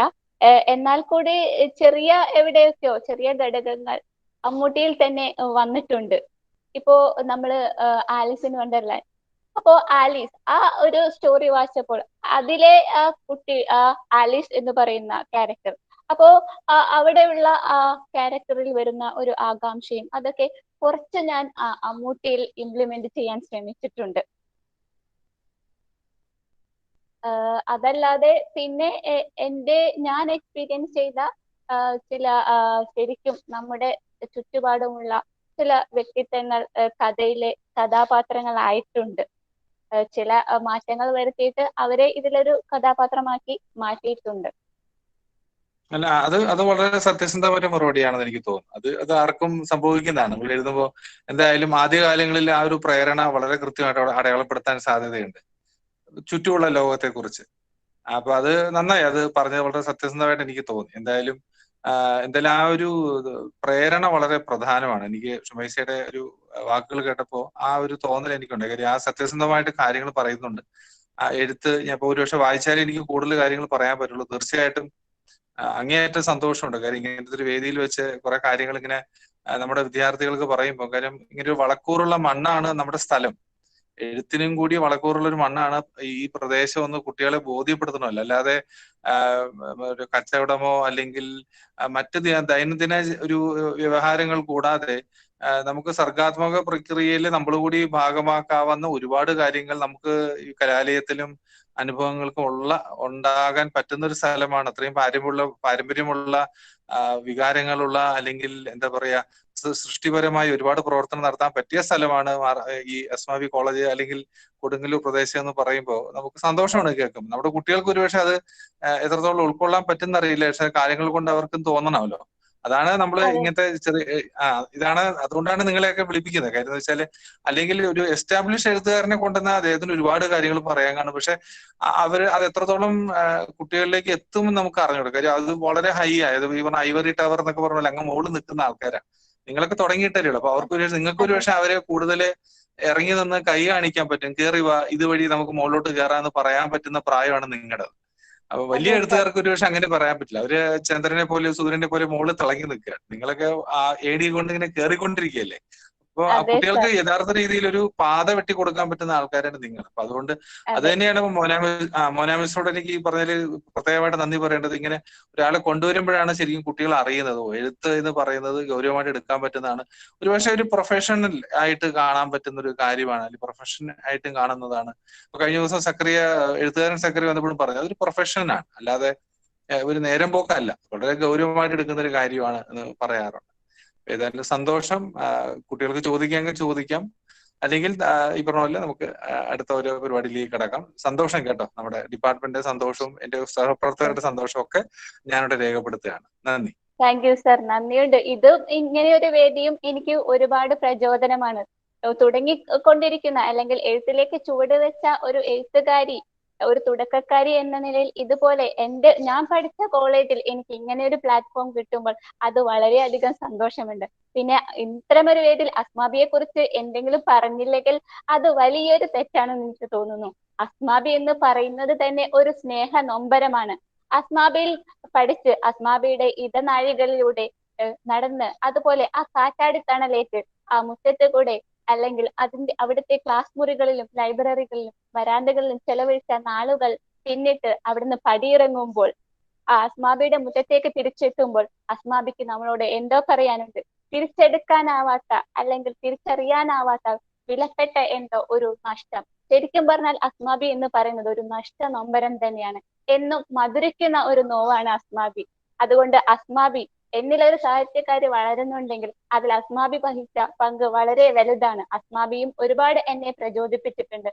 ജമീലത്ത് മിസ്, അതുപോലെ തന്നെ നമ്മളിൽ നിന്ന് നമ്മളിൽ നിന്ന് അപ്രതീക്ഷിതമായി മറഞ്ഞു പോയിട്ടുള്ള നമ്മുടെ ബിജി മിസ്സിനൊക്കെ ഞാൻ എഴുതുന്ന കവിതകളൊക്കെ ഒരുപാട് അയച്ചു കൊടുത്ത് ടീച്ചറെയൊക്കെ എപ്പോഴും ബോറടിപ്പിക്കുകയായിരുന്നു. ടീച്ചർക്ക് എപ്പോഴും ഞാൻ എന്റെ കവിതകളൊക്കെ ഒരുപാട് അയച്ചു കൊടുക്കാറുണ്ടായിരുന്നു. അപ്പൊ ശരിക്കും ഇപ്പോൾ ഞാൻ ആഗ്രഹിക്കുന്നത് മിസ് ഉണ്ടായിരുന്നെങ്കിൽ എന്ന് ഒരുപാട് ആഗ്രഹിച്ചു പോവാണ് ഈ നിമിഷത്തിൽ. അപ്പോ എല്ലാവർക്കും എന്നെ കേട്ടും കണ്ടുകൊണ്ടിരുന്ന എല്ലാവർക്കും ഒരിക്കൽ കൂടി ഞാൻ നന്ദി അർപ്പിക്കുകയാണ്. മോനയ്ക്ക് പ്രത്യേക നന്ദിയുണ്ട്. എന്റെ സുഹൃത്തായിട്ടുള്ള എന്റെ ക്ലാസ്മേറ്റ് ആയിരുന്നു മോന.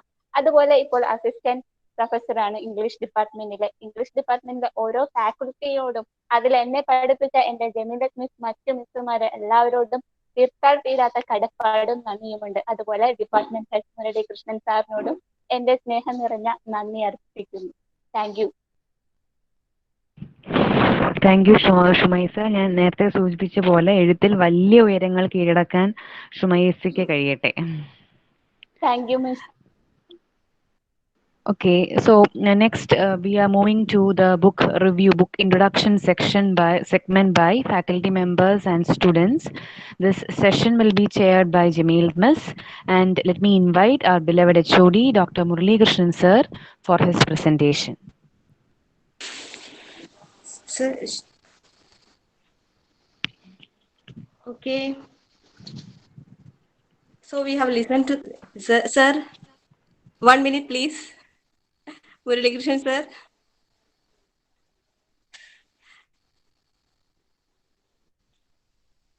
Murali sir. കണ്ടിന്യൂ പറഞ്ഞോളൂ.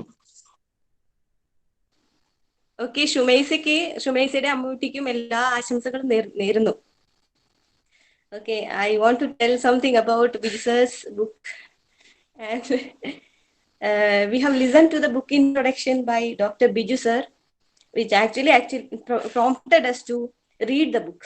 And Shumesa Sammuti actually, it made us think that all of us are Ammutis in our mind. Okay.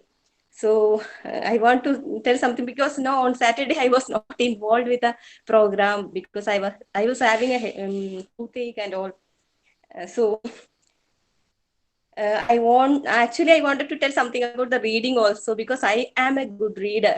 I want to introduce myself as a good reader. Okay. As Bacon said, some books are to be tasted and others to be swallowed, a few to be chewed and digested.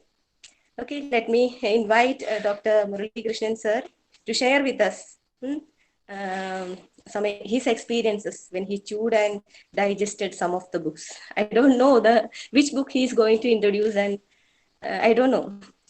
Yes, sir, please.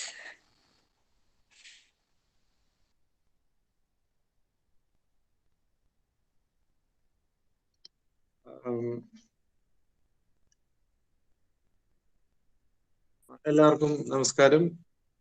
ഇതൊരു ചെറുകഥയാണ്. കാര്യം ചെറുകഥകൾ എന്ന് പറഞ്ഞാൽ ചെറുതായിട്ട് പറയാൻ പറ്റുന്ന കാര്യങ്ങളായതുകൊണ്ടാണ് ഞാൻ അങ്ങനെ പറയുന്നത്.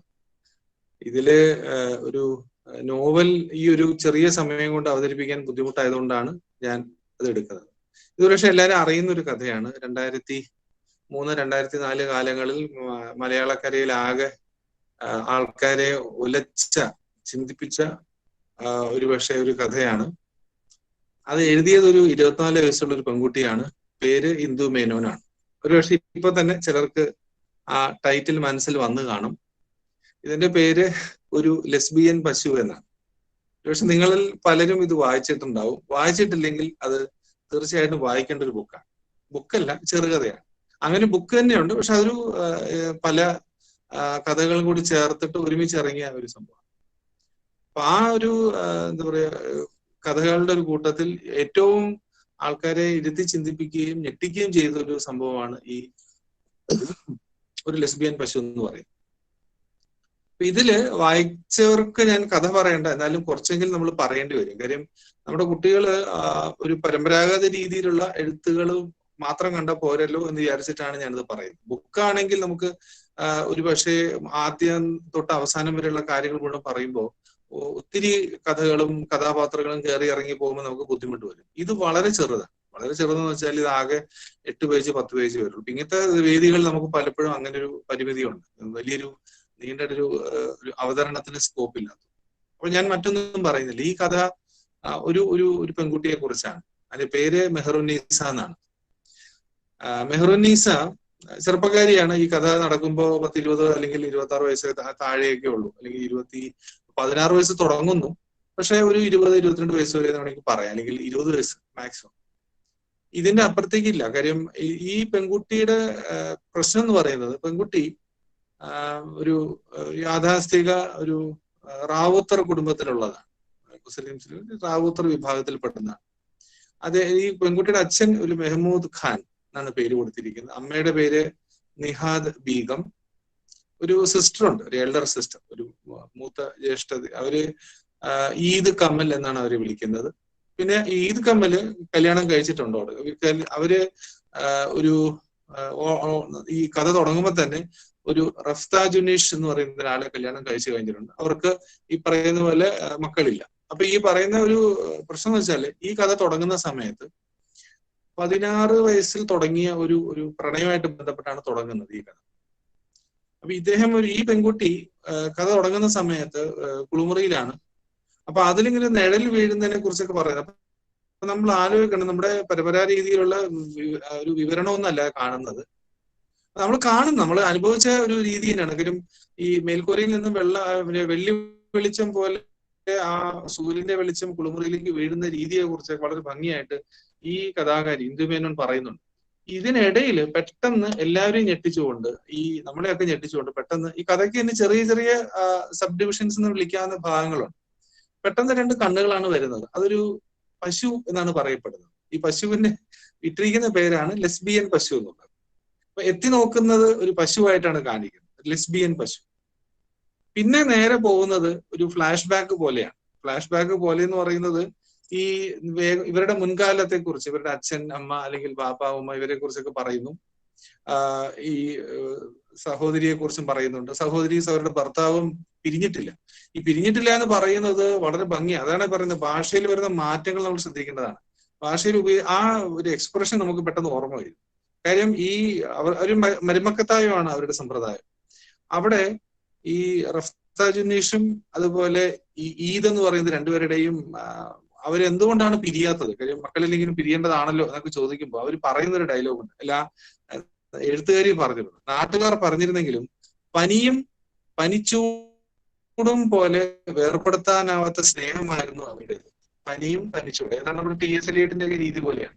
കാര്യം നമ്മുടെ ഒരു സാമ്പ്രദായിക രീതിയിലൊന്നും അല്ല അവരുടെ പ്രേമത്തെ കുറിച്ച് അല്ലെങ്കിൽ സ്നേഹത്തെ കുറിച്ച് പറഞ്ഞത്. പനിയും പനിച്ചൂടും പോലെ എന്നാണ് പറഞ്ഞത്. ഇതെല്ലാം കഴിഞ്ഞ് മെഹ്മൂദ് ഖാൻ വീട്ടിലേക്ക് വരികയാണ്. എന്താണ് വരാൻ കാര്യം? ഈ കല്യാണം കഴിഞ്ഞിട്ടുള്ളത്, ഈ മെഹ്റൂന്നീസ കല്യാണം കഴിച്ചിരുന്നത് മതത്തിന് പുറത്തുള്ള ഒരാളെയാണ്. മതത്തിന് പുറത്തുള്ള ആളെന്ന് പറഞ്ഞാൽ അദ്ദേഹത്തിന്റെ പേര് ശ്രീഹരി വെങ്കടേഷ് എന്നുള്ളതാണ്. ശ്രീഹരി വെങ്കടേഷ്. ഈ ശ്രീഹരി വെങ്കടേഷ് ഒരു ഗൗഡസാരസ്വത ബ്രാഹ്മണനാണ്. കൊങ്കണി എന്നൊക്കെ വിളിക്കുന്ന ഗൗഡസാരസ്വത ബ്രാഹ്മണൻ. ഈ ശ്രീഹരിയുടെ ഫാദർ എന്ന് നമ്മള് ഈ കഥയിൽ പറയുന്ന ഒരു വെങ്കടേഷ് പയ്യാണ്.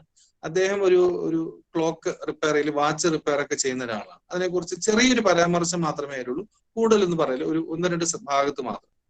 അപ്പൊ ഈ മെഹ്മൂദ് ഖാൻ ഈ കല്യാണം അവർക്ക് ഇഷ്ടപ്പെടുവോ ഇല്ലയോ എന്നുള്ളതല്ല, കല്യാണം കഴിഞ്ഞു. പക്ഷെ കല്യാണം എന്ന് വെച്ചാൽ അവര് പോയി, അവര് 3 വർഷം കഴിഞ്ഞിട്ട് കാണുമ്പോൾ ഇവര് ചോദിക്കുന്നുണ്ട്, എന്താണ് നിങ്ങള് ഒരുമിച്ച് ജീവിക്കുകയാണ്, എന്താണ് കല്യാണം കഴിഞ്ഞോ എന്നൊക്കെ ചോദിക്കുന്നുണ്ട്. അപ്പൊ ഈ കുട്ടി പറയുന്നുണ്ട്, ഇല്ല കല്യാണം ഒന്നും കഴിച്ചിട്ടില്ല, നമ്മൾ ഒരുമിച്ച് ജീവിക്കുകയാണ്. അപ്പൊ ഇതില് പിന്നെ ഒരു ഇംഗ്ലീഷ് വാക്ക് വരുന്നുണ്ട്, കോഹാബിറ്റേഷൻ. ഒരുമിച്ച് ജീവിക്കുകയാണ്, കല്യാണം ഒന്നും കഴിച്ചിട്ടില്ല. ഇതും അന്നത്തെ പറയുന്ന ഈ പറയുന്ന ഒന്ന് ആലോചിച്ച് നോക്കുക, ലെസ്ബിയൻ എന്നുള്ള ധാരണയും പിന്നെ ഈ കോഹാബിറ്റേഷൻ എന്ന് പറയുന്ന ഇതൊക്കെ ഈ ഉത്തരാധുനിക സങ്കല്പങ്ങളൊക്കെ വളരെ ഭംഗിയായിട്ടാണ് ഈ 24 വയസ്സുള്ള അന്നത്തെ എഴുത്തുകാരി നമ്മുടെ മുമ്പിൽ ഇട്ട് തന്നിരിക്കുന്നത്. അപ്പൊ അപ്പൊ എന്നിട്ട് ചോദിക്കുന്നത് മതം മാറിയിട്ടുണ്ടോ എന്നെല്ലാം ചോദ്യം. മതമൊന്നും മാറിയിട്ടില്ല, രണ്ടുപേരും അതേപോലെ തന്നെയാണ് ഇരിക്കുന്നത്. അപ്പോ ഇതെല്ലാം കഴിഞ്ഞിട്ട് ഈ ചോദ്യങ്ങളൊക്കെ ചോദിച്ച് മകളെ കണ്ട് അച്ഛൻ തിരിച്ചു പോയി, അല്ലെങ്കിൽ വാപ്പ തിരിച്ചു പോയ സമയത്ത് പിന്നെ വെങ്കടേഷാണ് വരുന്നത്. വെങ്കടേഷ് വന്ന് നോക്കിയപ്പോ ഈ മുമ്പിൽ വരച്ചിട്ടിരിക്കുന്ന കോലത്തിൽ ഒരു കാൽപ്പാട് കാണുന്നുണ്ട്. അതായത് ഈ കോലത്തിലൊക്കെ വിശ്വാസമുള്ള ആളാണെങ്കിൽ ചവിട്ടില്ല, പക്ഷെ നോക്കിയപ്പോൾ ഒരു ഷൂസിന്റെ അടയാളമാണ് വന്നിരിക്കുന്നത്. അപ്പൊ ഇത് ആരെവിടെ വന്നതെന്ന് ചോദിക്കുന്നുണ്ട്. അപ്പൊ പറയുന്നുണ്ട് ഇങ്ങനെ ഫാദർ വന്നു പോയിരുന്നു, അങ്ങനെ വാപ്പ വന്നിരുന്നു, അപ്പൊ കാര്യങ്ങളൊക്കെ ചോദിക്കുകയാണ്. അപ്പോഴാണ് ഇതിന്റെ പിന്നിലോട്ടുള്ള ഒരു യാത്ര തുടങ്ങുന്നത്. അപ്പൊ ഇവര് പറയുന്നുണ്ട് ഇങ്ങനെ പ്രഗ്നന്റ് ആണ് എന്നുള്ള കാര്യങ്ങളൊക്കെ പറയുന്നുണ്ട്. ഇതെല്ലാം കഴിഞ്ഞപ്പോ ഇവര് തമ്മിൽ കാണുന്നുള്ളൊരു ഒരു സന്ദർഭമൊക്കെ ഓർമ്മ പോലെ എടുത്തെടുക്കുന്നുണ്ട്. അതൊരു ആയുർവേദ ആശുപത്രിയിൽ വെച്ചിട്ടാണ്, ഒരു തർക്ക പരിഹാര സമിതിയിൽ വെച്ചാണ് മെഹ്റൂന്നീസ ശ്രീഹരി വെങ്കടേഷിനെ 16-ാം വയസ്സിൽ പരിചയപ്പെടുന്നത്. അപ്പൊ ഇദ്ദേഹത്തിന് വയസ്സ് ചെറുതല്ല, 36 വയസ്സുണ്ട് കേട്ടോ. സാമൂഹ്യക്ഷേമ ഓഫീസർ എന്നതിലുപരി നീലിച്ച മുഖമുള്ള സുന്ദരനായ ചെറുപ്പക്കാരായിരുന്നു അയാൾ. പച്ചയും നീലയും കലർന്ന, അവിടെയും ഭാഷയിൽ ഒരു പ്രത്യേക രീതിയിലാണ് പ്രയോഗിച്ചിരിക്കുന്നത്. പച്ചയും നീലയും കലർന്ന ഞരമ്പുകളോടിയ അയാളുടെ മുഖം ഏറെ എണ്ണയിട്ടതിനാൽ വല്ലാതെ തിളങ്ങിക്കൊണ്ടിരുന്നു. അപ്പൊ ഇങ്ങനെ മറ്റൊരു രീതിയിലാണ് ഇതിന്റെ പദപ്രയോഗങ്ങളും ഇവരുടെയൊക്കെ മനസ്സിന്റെ സഞ്ചാരമൊക്കെ അടയാളപ്പെടുത്തിയിട്ടുള്ളത്. ഇതെല്ലാം കഴിഞ്ഞിട്ട് പിന്നെ അവിടെ ഇവർക്കൊരു പാരാലിസിസ് പോലത്തെ ഒരു അസുഖം ഉണ്ടായിരുന്നു. ഈ പാരാലിസിസിന്റെ ബന്ധപ്പെട്ട ഒരു ചികിത്സയായിട്ട് ചെന്നപ്പോഴാണ് ഈ ലെസ്ബിയൻ പശു ഇവർ ഉപദ്രവിക്കാൻ തുടങ്ങിയത്. അവിടെയാണ് നമുക്ക് സങ്കീർണമായ ഒരു ആഖ്യാനത്തിലേക്ക് കടക്കുന്നത്. ഇത് മൃഗമാണോ മനുഷ്യനാണോ എന്ന് തിരിച്ചറിയുന്നില്ല. ഇതിന്റെ ആഖ്യാനത്തിൽ പ്രത്യേകം ശ്രദ്ധിച്ചാൽ മുഴുവൻ പശുവായിട്ട് ബന്ധപ്പെട്ട കാര്യങ്ങളാണ് പറയുന്നത്. പക്ഷെ അതേസമയം ഇത് പൂർണ്ണമായിട്ട് പശു അല്ല, കാര്യം സംസാരിക്കുന്നുണ്ട്. മിക്കവാറും അത് സ്ത്രീയാണ് എന്ന് നമുക്ക് വിശ്വസിക്കാം. ഇവരോട് ഈ മെഹ്റൂന്നീസയോട് കാര്യമായ സ്നേഹവും തുടങ്ങുകയാണ് ഈ പശുവിന്. അതുകൊണ്ടാണ് ലെസ്ബിയൻ എന്ന് പറയുക. ഈ സ്ത്രീക്ക് ഇവരോട് വളരെ ഭയങ്കരമായ ഇഷ്ടം. ചിലപ്പോൾ ചുംബിക്കാൻ ശ്രമിക്കുന്നു, അവരെ കെട്ടിപ്പിടിക്കുന്നു, അവരുടെ ദേഹത്ത് തൊടുന്നു. ഇങ്ങനെയുള്ള ഈ നഴ്സ് എന്ന നിലയിൽ അവർക്ക് ഒരുപാട് സ്വാതന്ത്ര്യം ഉണ്ടല്ലോ, അപ്പൊ അതൊക്കെ അവര് ഉപയോഗിക്കുന്നുണ്ട്. അപ്പൊ ഇത് വല്ലാതെ ഉപദ്രവമായപ്പോ അവര് ഈ പരാതിപ്പെടുകയാണ്. അവിടെ നിന്നാണ് ഈ അവർ തമ്മിൽ സംസാരിച്ചു തുടങ്ങുന്നത്. ഈ ശ്രീഹരിയായിട്ട് ബന്ധപ്പെട്ട് കാര്യങ്ങൾ കാണുകയൊക്കെ ചെയ്തു. ഇതിനിടയിൽ ഇവര് പലതവണ ഈ ശ്രീഹരിയായിട്ട് ബന്ധപ്പെട്ട് ഇവര് ഒരുമിച്ച് ജീവിക്കുന്ന സമയത്ത് ഈ ആള് അല്ലെങ്കിൽ ഈ പറയുന്ന വനിത അല്ലെങ്കിൽ ഈ പറയുന്ന നഴ്സ് ഒരു കത്തൊക്കെ കൊടുക്കുന്നുണ്ട്, എത്രയും പെട്ടെന്ന് മെഹ്റൂന്നീസയെ വിട്ടുതരിക എന്നൊക്കെ പറയുന്നുണ്ട്. അതായത് അവർക്ക് അവരെ വേണം, ഈ പെൺകുട്ടി മെഹ്റൂന്നീസയെ വേണം. പക്ഷെ ഈ ശ്രീഹരിക്ക് അത് പറ്റില്ല. കാര്യം അവര് പറയുന്നത് നിങ്ങൾ കല്യാണം കഴിച്ചിട്ടില്ലല്ലോ, പിന്നെ നിങ്ങൾ ഒരുമിച്ച് താമസിക്കില്ല, പിന്നെ വിട്ടു തരിക എന്നൊക്കെയാണ് അവർ പറയുന്നത്.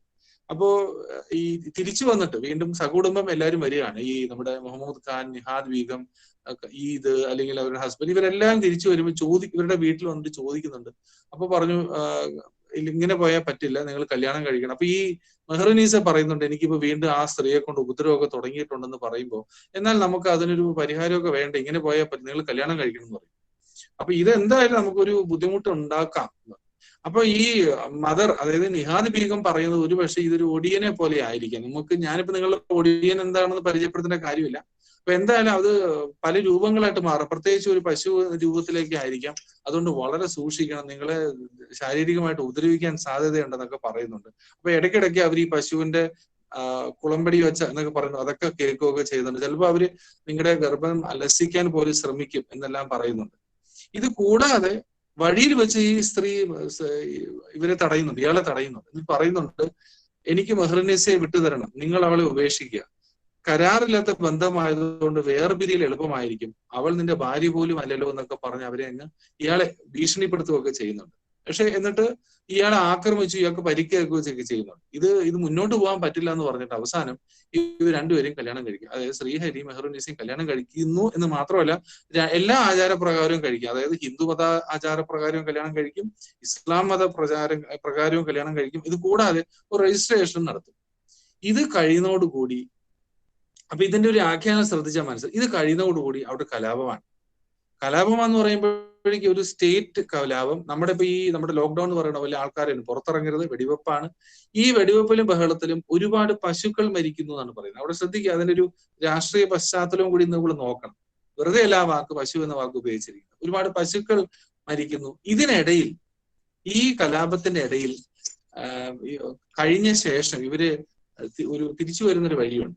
വണ്ടിയിൽ ഒരു സ്ഥലത്തുനിന്ന് തിരിച്ചു വരുന്ന വഴിയിൽ ചോദിക്കുന്നുണ്ട്, അവിടെ എന്താണ് ആൾക്കൂട്ടം എന്ന് പറയുമ്പോൾ ഇങ്ങനെ പശുക്കൾ പല സ്ഥലത്തായിട്ട് ചത്തു കിടപ്പുണ്ട്.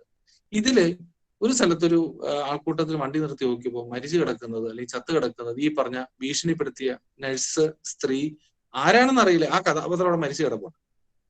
പക്ഷെ അത് സൂക്ഷിച്ചു വായിക്കേണ്ടതാണ്, ഒരു പ്രത്യേക പേരായിട്ട് പറയുന്നില്ല. പക്ഷെ ഈ അവസാനം നമ്മളെ കൺഫ്യൂസ് ചെയ്യുന്ന ഒരു പരിപാടിയുണ്ട്. അതായത് ദുർമന്ത്രവാദിനി എന്ന് കരുതി ജനം ഡയറി ഫാം ഉടമയെ കല്ലെറിഞ്ഞു കൊന്നു എന്നാണ് അവസാനം പറയുന്നത്. പക്ഷെ അതിൽ ആണാണെന്ന് എവിടെയും ഒരു സ്ഥലത്തും പറയുന്നില്ല. നഴ്സ് എന്ന നിലയിൽ മാത്രമേ നമ്മുടെ മുമ്പിൽ പറയുന്നുള്ളൂ. അവിടെ മാത്രമേ പുരുഷന്റെ ഒരു സ്പർശം അതിൽ കാണുന്നുള്ളൂ. ബാക്കി എല്ലാം ഭ്രാന്തി പശു എന്നൊക്കെ നിലയിലാണ് പറഞ്ഞിട്ടുള്ളത്. ഇതെല്ലാം കഴിഞ്ഞ് ഒരു വീട്ടിലെത്തും. അപ്പം ലെസ്ബിയൻ പ്രശ്നങ്ങൾ കഴിഞ്ഞു. അവിടെ തിരിച്ചെത്തുമ്പോൾ ശ്രീഹരി ആരായിട്ട് മാറുന്നു? വീണ്ടും ഒരു പരമ്പരാഗതമായി ചിന്തിക്കുന്ന ഒരു ആണായിട്ട് മാറുന്നു. അവസാന ഭാഗം, ഈ അവസാന ഭാഗത്തിൽ നിങ്ങൾക്ക് നോക്കിയാൽ പറയാം, ഇവര് തിരിച്ചു വന്ന ശേഷം ആ പത്രം വായിക്കണ്ട, നീ ഒരു കാര്യം ചെയ്യും എന്ന് പറഞ്ഞിട്ടൊരു വലിയൊരു നീണ്ടൊരു ഡയലോഗാണ്. പോയി ഒരു കാപ്പി കൊണ്ട് വാടി എന്ന് പറയുന്നുണ്ട്. പോയി ഒരു കപ്പ് കാപ്പി കൊണ്ട് വാടി എന്ന് പറഞ്ഞ് ഒരു ഭർത്താവിന്റെ സകലമാന അഹന്തയോടും ഗർവോടും കൂടി അയാൾ ചാരികസയിൽ ഞെളിഞ്ഞിരുന്നു എന്നാണ് പറയുന്നത്. അവിടെയാണ് ആ കഥ അവസാനിക്കുന്നത്. അപ്പൊ അതായത് ഈ പെൺകുട്ടിയുടെ ലെസ്ബിയൻ കാലഘട്ടത്തിന് ശേഷം ഭാര്യയെ കയ്യിലേക്ക് ഏൽപ്പിച്ച ശേഷം, കല്യാണത്തിന് ശേഷം ഒഫീഷ്യലി അത് ഭാര്യയായ ശേഷം അയാളുടെ പുറത്തു വരുന്നു, അയാളിലെ ആ ആൺ മേധാവിത്വം വീണ്ടും കയറി വരുന്നു എന്ന നിലയിലാണ് ആ കഥ അവസാനിക്കുന്നത്. ഇത് 2003 എഴുതിയതാണ്. ഇതിന്റെ ഇംഗ്ലീഷ് പരിഭാഷ നിങ്ങൾക്ക് ബ്ലോഗായിട്ട് കിട്ടും. താല്പര്യമുള്ളവർക്ക് ഞാൻ ആ ലിങ്ക് അയച്ചു തരാം. അത് മഹാരാജാശ്രീ ഒരു ജയശ്രീ ടീച്ചർ അത് ട്രാൻസ്ലേറ്റ് ചെയ്ത് വളരെ ഭംഗിയായിട്ട് ട്രാൻസ്ലേറ്റ് ചെയ്തിട്ടുണ്ട്. ഇത് കഥയുടെ രക്തചുരുക്കം മാത്രമാണ് ഞാൻ ഈ പറഞ്ഞത്. അത് നിങ്ങൾ രണ്ടും വായിക്കേണ്ടത്. ആദ്യം മലയാളം എടുത്ത് വായിക്കേണ്ടതാണ്. ചിലർ വായിച്ചിട്ടുണ്ടെന്ന് എനിക്കറിയാം. മലയാളം വായിച്ച ശേഷം നിങ്ങൾക്ക് വേണമെങ്കിൽ ഈ ജയശ്രീ ടീച്ചറുടെ ഇംഗ്ലീഷ് പരിഭാഷയും നിങ്ങൾക്ക് വായിക്കാം. അത് ബ്ലോഗായിട്ട് കിടപ്പുണ്ട്. ഇന്ദു മേനോന്റെ തന്നെ ബ്ലോഗായിട്ടാണ് കിടക്കുന്നത്. നിങ്ങൾക്ക് വേണമെങ്കിൽ സെർച്ച് ചെയ്തും കണ്ടുപിടിക്കാം. വെറുതെ ഈ ലെസ്ബിയൻ പശു എന്ന് ശേഷം നിങ്ങൾക്ക് വേണമെങ്കിൽ ഈ ജയശ്രീ നടിച്ചാൽ ഒരു പക്ഷേ കിട്ടും. ഇല്ലെങ്കിൽ ഞാൻ നിങ്ങൾക്ക് അത് അയച്ചു തരാം. ഏതായാലും അത് വായിച്ചിരിക്കേണ്ട ഒരു കഥയാണ് ഞാൻ ഈ പറഞ്ഞത്. അപ്പൊ ഇതിലൊരു കാര്യം നമ്മൾ മനസ്സിലാക്കേണ്ടത്, ഒരു സാധാരണ ആഖ്യാനമല്ല ഇത്. സാധാരണ MT വാസുദേവൻ നായരുടെ ഒരു കഥ, ചെറുകഥ വായിക്കുന്ന പോലെ, ഇരുട്ടിന്റെ ആത്മാവ് പോലെയുള്ള കഥ വായിക്കുന്ന പോലെ ഇതിന് ചില അർത്ഥതലങ്ങളും ചില രാഷ്ട്രീയ പശ്ചാത്തലങ്ങളും ചില രീതിയിലുള്ള എന്താ പറയുക നമുക്ക് പെട്ടെന്നൊന്നും വഴങ്ങാത്ത രീതിയിലുള്ള ഒരു രീതികളും അല്ലെ കഥാരീതികളുമാണ് ഇതിൽ കൊണ്ട് ചേർത്തിരിക്കുന്നത്. അപ്പൊ ഇതൊന്ന് നിങ്ങളുടെ മുമ്പിൽ പരിചയപ്പെടുത്താനാണ് വെച്ചിരിക്കുന്നത്. അപ്പൊ ഇങ്ങനെ ഒരു തീമുകൾ മലയാളത്തിൽ ഈ പറഞ്ഞ സാമ്പ്രദായ രീതികളല്ലാതെ തന്നെ പല രീതിയിലുള്ള പരീക്ഷണങ്ങൾ നടക്കുന്നുണ്ട്. ഇത് കുറച്ച് പഴയതാണ്, ഞാൻ പറയുന്നത് 10-17 കൊല്ലം കഴിഞ്ഞിരിക്കുന്നു. എന്നാലും ഇത്തരത്തിലുള്ള പരീക്ഷണങ്ങൾ ധാരാളം നടക്കുന്നുണ്ട്. അപ്പൊ ക്ലാസ് റൂമിലും അല്ലാതെയുള്ള ചർച്ചകളിലും ഇത്തരമുള്ള കഥകളൊക്കെ വായനയിലും നിങ്ങൾ കൂട്ടിച്ചേർക്കേണ്ടതാണ് എന്ന് പറയാൻ ഞാൻ ആഗ്രഹിക്കുകയാണ്. കൂടുതൽ സമയം ഞാൻ എടുക്കുന്നില്ല. ഏതായാലും ഇത്തരം ഒരു അവസരത്തിൽ നിങ്ങളോട് ഇതുമായിട്ട് എനിക്ക് പങ്കുവയ്ക്കാൻ കഴിഞ്ഞതിൽ അങ്ങേയറ്റം സന്തോഷമുണ്ട്. നന്ദി, നമസ്കാരം. Thank you sir. സോ ഞാൻ ആദ്യമായിട്ട് കേൾക്കുന്ന ഒരു ഷോർട്ട് സ്റ്റോറിയാണിത്, ഒരു ലെസ്ബിയൻ പശു എന്നുള്ളത്. അതിന് ഒരുപാട് ഇംപ്ലിക്കേഷൻസ് ഉണ്ടെന്നാണ് എൻ്റെ ഒരു വിചാരം. കാരണം ഇതില് സാർ പറഞ്ഞിട്ടുള്ള ആ ഒടിയൻ ഇഫക്റ്റ് എന്ന് പറയുന്നത് തന്നെ ശരിക്കും നമ്മുടെ മനസ്സിലുള്ള ഒരു ഭയമാണോ? ഓൾറെഡി പറഞ്ഞു നായകനും നായികയും കോഹാബിറ്റേഷൻ ആയിരുന്നു എന്നുള്ളത് പറഞ്ഞു. അപ്പൊ കോഹാബിറ്റേഷന്റെ സമയത്ത് മീൻസ് അവർ ഒരു സിസ്റ്റമാറ്റിക് ആയിട്ടുള്ള റിലേഷൻ അല്ല. അപ്പോ അതിന്റെ ഒരു ഫിയർ ആണോ ആ ഒരു ലെസ്ബിയൻ പശു എന്ന പേടിയായിട്ട് വന്നത് എന്റെ മനസ്സിലൂടെ സാറ് കഥ പറയുന്ന സമയത്ത് കേറിപ്പോയത്. ശരിക്കും അതിൽ എനിക്ക് തോന്നുന്നു ആ ഒരു കഥയ്ക്ക് ഒരുപാട് തലങ്ങളുണ്ട്. ശരിക്കും സാർ പറഞ്ഞു മെഹറുന്നീസ റാവുത്തർ ആയിരുന്നു എന്ന്. ഞാൻ actually I am married to Rowther family. So എനിക്കറിയാം എത്രമാത്രം അവർ പ്രോഗ്രസീവും ആണ്, പക്ഷെ കുറച്ച് സൂപ്പർസ്റ്റീഷ്യസും ആണ്. And stick on to the customs also. അവർ ഭയങ്കരമായിട്ട് ആചാരങ്ങളുമായിട്ട് സ്റ്റിക്ക് ഓൺ ചെയ്യുന്ന ആൾക്കാരാണ്. അപ്പൊ അങ്ങനെ ഒരു ഫാമിലിന്ന് ഈ ഒരു ഇന്റർകാസ്റ്റ് മാരേജിലേക്ക് എത്തിപ്പെടുന്നതിന്റെ ശരിക്കും ആ ഒരു പ്രോഗ്രസീവ്നെസ് അവർക്കുണ്ട്. പക്ഷെ അതിന്റെ ഒടിയെന്ന് മെഹറുന്നീസ പറയുന്നതിന്റെ ഒരു സൂപ്പർസ്റ്റീഷൻ ഇതും അതെനിക്ക് മനസ്സിലാക്കാൻ പറ്റി. ശരിക്കും എനിക്ക് തോന്നുന്നു ഈ ഒരു ലെസ്ബിയൻ പശു എന്നുള്ള ടൈറ്റില് തന്നെ ഭയങ്കരമായിട്ട് ഒരു മെറ്റഫർ ആണെന്ന് തോന്നുന്നു. ശരിക്കും കുറേ ഒരു സിമ്പലാണ് ആക്ച്വലി. ശരിക്കും അങ്ങനെ തോന്നുന്നു. അപ്പം കുട്ടികൾക്ക് എന്തെങ്കിലും സാറിനോട് ഇതിനെ പറ്റി കേട്ടോ എന്തെങ്കിലും പറയാനുണ്ടെങ്കിൽ ജസ്റ്റ് ഒന്ന് ചോദിക്കാം. Yes, all to students.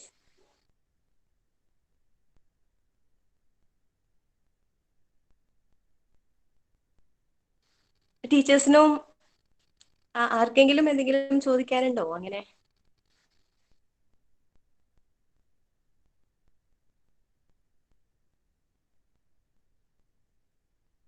അല്ലെങ്കിൽ നമുക്ക് അടുത്തയിലേക്ക് പ്രൊസീഡ് ചെയ്യാം ടീച്ചർ. അടുത്ത ഇതിലേക്ക് I invite Reshmi Miss to introduce her book. Am I audible? Yes, you are audible. Audible. Okay. So good afternoon, everyone. Respected Principal Dr. Biju sir, Head of the Department Dr. Murlikrishan sir, Chief Guest of the Day, Author Shumaisa, colleagues, faculties, and my dear students. So I wish every participant a resourceful and joyful reading week. And before moving ahead with the book review, I would like to thank Murli sir for giving me this wonderful opportunity. Thank you, sir. Thank you so much. And now I welcome all the participants to my book review. The book I have chosen for review is a Canadian work titled What We All Long For, published in the year 2005, authored by Dion Brandt. And let me share a few biographical details in a quick glance. Dion Brandt is a living writer, a contemporary writer with a literary designation as a Canadian poet, novelist, essayist, and documentarian. And she is placed under Black Canadian literature and diasporic Canadian studies. A Caribbean by birth, she later migrated to Canada and is currently a resident of Toronto, a place in Canada. And she is often acclaimed as Toronto's third poet laureate. And the frequent themes explored by Brandt are gender, race, sexuality, and feminism. And she's currently working as the professor of English at the University of Guelph. And let me move on to the novel. So brands, what we all long for is a multicultural, a multiracial, and polyphonic novel that realistically maps out the contemporary Toronto. Yes, you know, Toronto is a place in Canada, and this happens to be the setting of this novel as well. And Toronto, it becomes the center of life for the characters in this novel. The immigrants, most of the characters are the immigrant characters, and they cannot return back to their native place.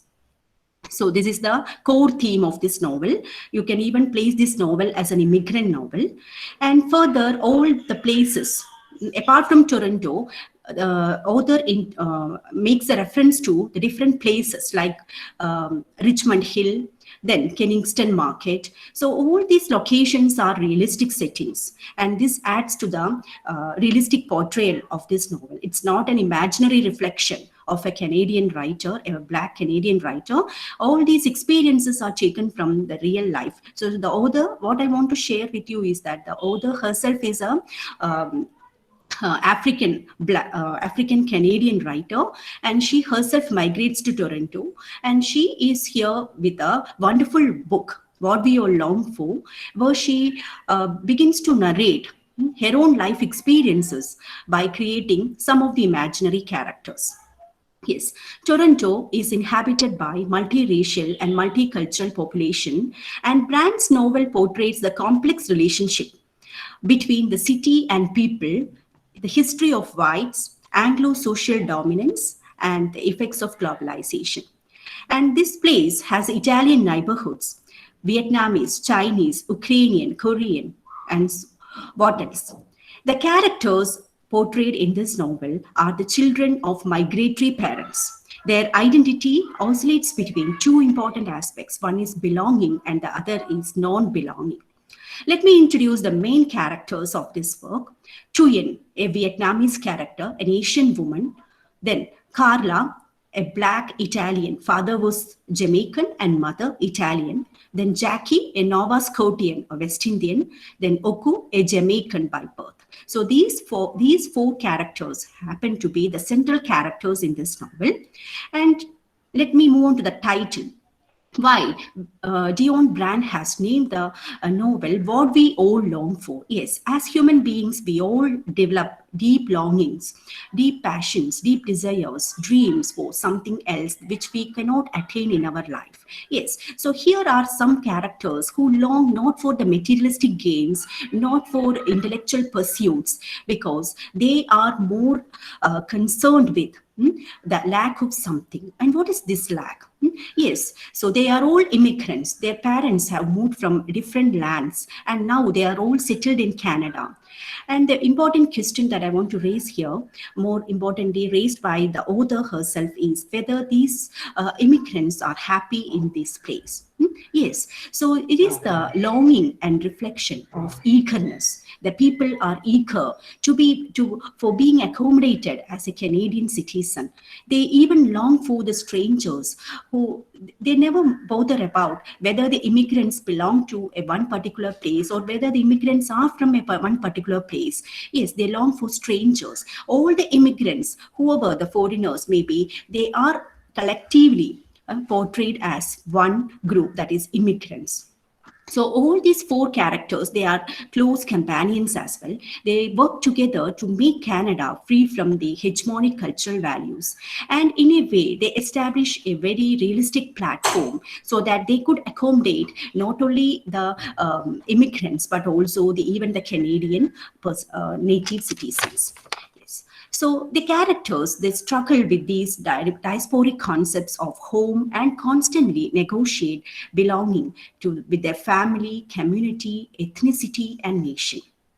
And the novel moves through three primary concepts. The first one is the denial of immigrants in Toronto. The second is the longing of immigrants in Toronto. And the third important aspect is the survival of immigrants in Toronto. And the turning point of the book comes when the rift takes place between the parents and children. Of course, yes, the first generation parents, the migratory parents, and the second generation parents, there exists a huge difference between these two. The generation gap is what I am planning to say at this moment. Yes, so the struggle, it is a repeated, a recurrent theme that you can see in almost all the migratory works. Yes, so Brand's novel is also follows this common pattern, and the rift takes place between these parents and children, and none of the children develop a longing to the homeland when the parents, they constantly want to bring up the children in accordance with the native or the native culture and tradition. So this is the rift, and the children, they never develop. So for instance, I'm talking about the central character, one among the 4 characters, that is Thuyen, a Vietnamese by birth. Yes, so she never wants to make money. Of course, she is from a rich family, and she's not interested to follow the desires of her parents. Instead, she wants to follow her own desires. She wants to become an independent painter, an artist. Yes. So similarly, the next character, Carla, she hates her father because yes, this father is responsible for her mother's suicide. So how can she love her father anymore? Yes, so she lives with a stepmother, and she has a brother. Yes, of course, her mother is an Italian, and she is a black. Her father is a black. So the mixed parentage, of course, creates problems in her life too. And she works as a courier agent, a by-courier agent, to meet the family needs. Yes, so she also wants to lead an independent life. And most often she has quarrels. She has quarrels with her family members. And Oku is a male character. The first 2 characters I mentioned so far, that is Thuyen and Carla, are female characters. Of course, the names may sound strange for you. Oku is a male character, and he is also portrayed as a very vibrant, as a strong character. And contrastingly, with Thuyen and Oku, he develops some kind of loyalty to the African ancestry and cultural heritage. He is interested in jazz music, African poetry, and he even mentions about the writer like Amri Baraka. He is a reader of Amri Baraka's works. That is how Brand portrays. But he discontinued university studies. Yes, his parents want to turn him to an intellectual person, a well-renowned person at a university, but he discontinued his university studies. He is not after the intellectual pursuits. He also wants to follow his own dreams. And next important character is Jackie. Jackie, she prefers Canada, unlike her migrated parents. And she also wants to run an independent business. Yes. So this is how the desires or the longing of the character goes on right from the beginning of the novel. And unlike the conventional diasporic prototypes, these 4 specimens of Diny Brand cherished the mission to emerge as ambassadors of Canadian culture, and the parents lived in the past, unable to step into the present. Yes, this is the crucial thing that we must recognize as far as this novel is concerned. They are not able to live in the present. They often impose the past upon the children, but the children, all the 4 children, are in their own ways. They turn to be divergent away from the parental customs and notions, and they try to settle in their own ways with the Canadian life. Yes. So the novel moves ahead with an interesting twist when the characters undertake a project named Lubeo. What is this Lubeo? It's a project, an art installation. As I told you earlier, that Thuyen is an independent artist, and she is very much interested in painting pictures, the wall works. Yes, so this is an art installation, and it was headed by Thuyen and her friends. And she requested all the customers here mean all the immigrants, to write their longings and post them on this Lubeo. And it is gradually, they began this Lubeo as a simple platform for the immigrants to express their longings, and gradually it became it turned out to be a big venture, a book of longings. Yes, the city was full of longings. That is how the author describes the longings of the immigrants. Yes, so And apart from this aspect, Thuyen's brother is also separated from the family. Thuyen, a Vietnamese citizen living at present in Toronto. Yes, so his brother is separated from the family during the time of migration, and it's towards he's not a direct character in this book, but of course the reference to the brother is repeatedly made by Thuyen, the narrator, here and there. And when it comes a time for Thuyen to meet with his brother, yes, the tragedy comes unexpectedly. That is how the story goes. So when you read this book, what we all long for, many surprising turns come in between, and the work celebrates the spirit of resilience and the survival of the characters. Yes, so let me read a very important quote from the book.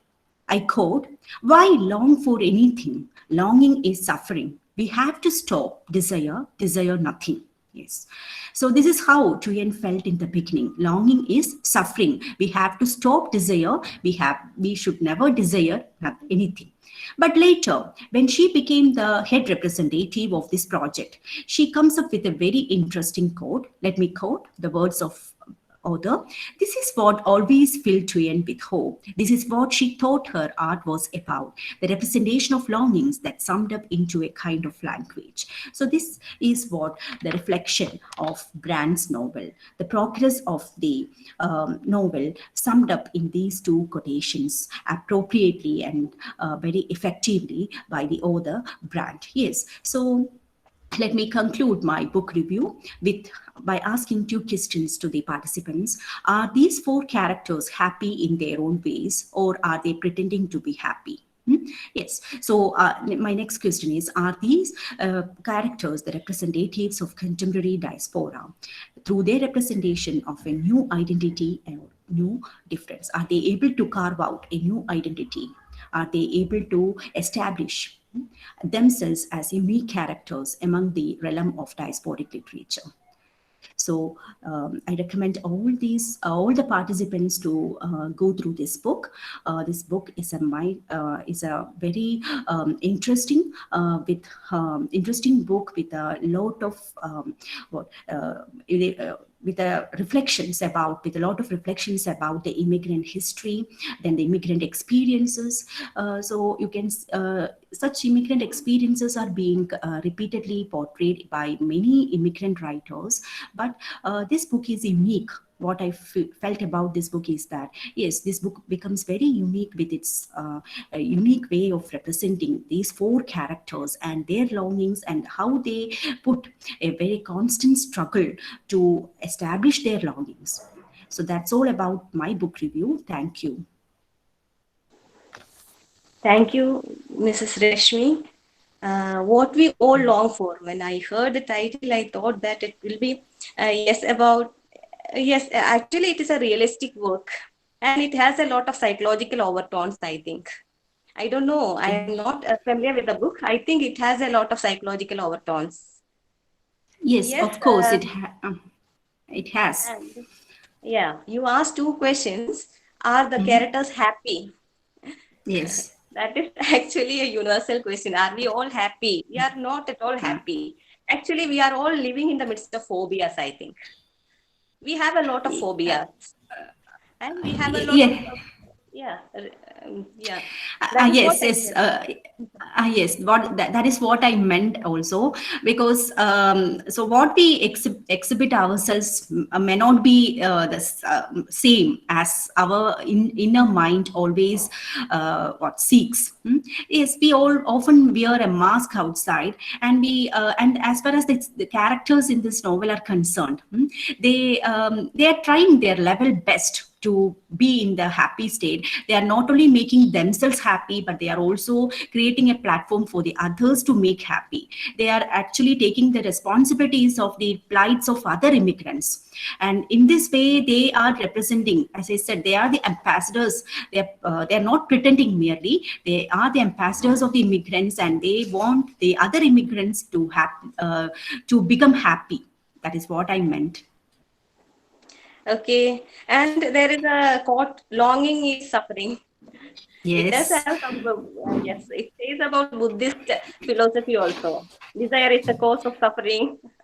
Okay, Yes, okay. of course. Yes. Of course. So, the thing is universal. It is everywhere. Longing is suffering. Okay, that's what Yes. I felt. So now I invite other students if they want to ask any question or if they want to express their opinion regarding this book review, they can. We have only limited time because we have to finish it off by 1:30. So make it fast if you have.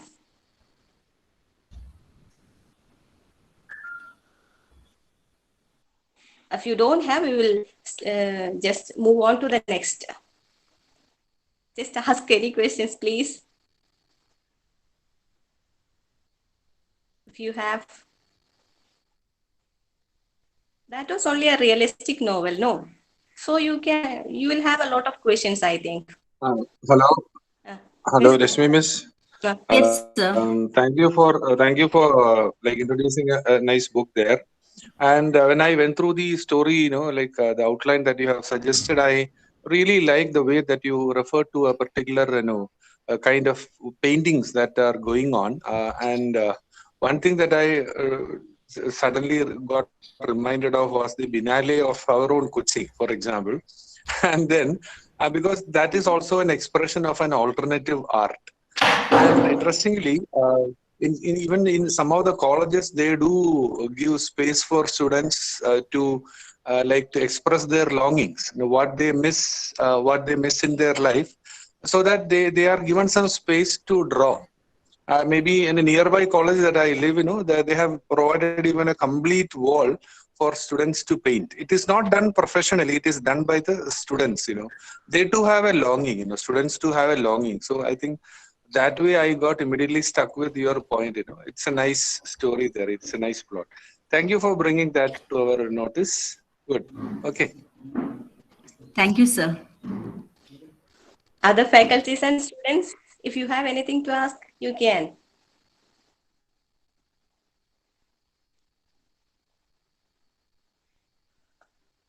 Make it fast, otherwise. So shall we move on to the next book review? Yes. We'll move on.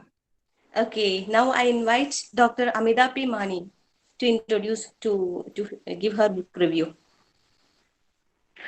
Respected Principal of our college, Bijisa, Head of the Department, Muralisa, teachers, guest of the day, Ms. Shumesa, and my dear students. I want to present a few aspects of Orhan Pamuk's Silent House. Silent House. So let me tell you my passion for the author Pamuk as an introduction. Actually, when I was thinking about an author for research during the year 2008, Pamuk was in my mind because my guide already insisted that the area I should have to work is narratology if I need to work with him. So Pamuk and his narrative technique, that was the first thought that came to my mind. Actually, things changed all of a sudden when one of my classmates during my postgraduate studies, he joined the research center after completing his MPhil thesis in Pamuk. So it was not possible for both of us to present the similar titles and with the same author. So I had to think about something else, and so I changed my mind. After a few months, I landed on Kutsi and, of course, Defo. So there I had left Pamuk, and recently I read his Silent House. Actually, the English translation of the Silent House was not available during those 2008 or 9, I think. But now the English translation and even the Malayalam translations are available. And when I read The Silent House, the narration again haunted me. So when such an occasion came, I thought about Pamuk and his Silent House. So from Canada, let me take you to Turkey. Turkey and Turkish literature, in fact, is having the history of more than 1,300 years. Exactly like other literatures, Turkish literature is also having its richness complexity, everything directly related to the socio-cultural differences or socio-cultural milieu of the time period. So at that time, the waves of postmodernism has already struck Turkey. The effect was that Turkish literature or Turkish writers also started taking digressions from linear narratives. They were no longer satisfied with linear narratives, and they took Western postmodern fiction writers as examples. They also used metafictional, intertextual, or other narrational elements in fiction. Orhan Pamuk belongs to this trend in Turkish literature. And Pamuk is obviously considered as Turkey's most popular, most modern fiction writer. So, first of all, I would like to say something about his passion for Istanbul. Almost all his novels are set in his own native land, Istanbul. About Istanbul, he himself said in an interview, reluctantly connecting the East and the West, Istanbul exists in two continents, Asia and Europe. Istanbul is not only his native city, but it's also his home of imagination. The readers will develop more passion to our own place by seeing his passion to Istanbul. That's it. It was in 1983 actually Pamuk published his second novel, that is Scissors Eve is the actual Turkish title of our work, Silent House. It can be compared to our English writer William Faulkner's work, The Sound and the Fury, because the plot is revealed through the perspective of multiple narrators. This is the similarity. The plot being revealed through multiple narrators. And we won't feel a kind of boredom by reading this 350 plus pages because of the narrative technique being used. Multiple narratives. 5 narrators are there in the work. Here, there are 32 chapters. The protagonist of the novel is Fatma Hanin. She is a 90-year-old lady living in an old silent house. The title are Silent House. She tells 7 stories. Then the dwarf Recep, who is taking care of, actually the narrator Fatma Hanim is Burya Khamen in the novel. Her caretaker Recep the dwarf tells 6 stories. Then she is awaiting 3 grandchildren who usually pays their casual visit during maybe a week they used to spend with their grandmother. The eldest one, Hassan, who tells 8 stories. Then Farooq, the historian, who tells 6 stories. I mean, Hassan is actually Recep's cousin. The eldest is Farooq, and the next brother is Metin, who tells 5 stories, and the rest of the stories are narrated by the sister Nilgun, or the youngest in the 3 grandchildren. Fatma Hanim, when she awaited the 3 grandchildren's usual visit, the author is making use of stream of consciousness technique, and also internal monologue is being used throughout the novel. Stream of consciousness works in the way that she is planning everything, what she is going to talk with her grandchildren, or how she is going to develop the conversation, or how she is going to digress the interests of the grandchildren and things like that. And everything is being prepared for the next day's visit by the grandchildren. But what happened is that when they actually visit her, they had changed a lot, and they are very impassive towards the grandmother. And when she is taking them to the graveyard of her husband, their own grandfather, she is very much irritated with the impassionate expression they are having. In fact, she was crying at her husband's graveyard.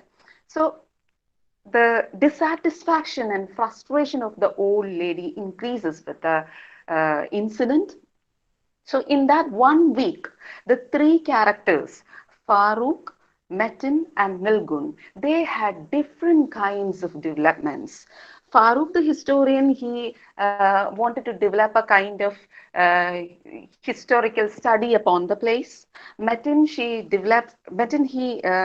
is very much interested in um, the natural sceneries and all, not the silent house or her or his grandmother. Then about Nilgun, she is developing a relationship with Hassan, the um, cousin of Risat. But what happens is that when Hassan understood that she is having a kind of leftist inclination, after seeing her purchasing a newspaper having leftist inclination, he is thoroughly beating her and is left in the streets, and she is bleeding. She is all left there because Hassan is, a very thorough right political terrorist. In fact, that is what Pamuk says, right-wing terrorist. So Nilgun is injured, in fact, fatally injured, and she is killed, or her life comes to an end with cerebral hemorrhage. And the two brothers, they are dejected. They don't know what to do. Their sibling is lost, and frustration is again going on in the entire family.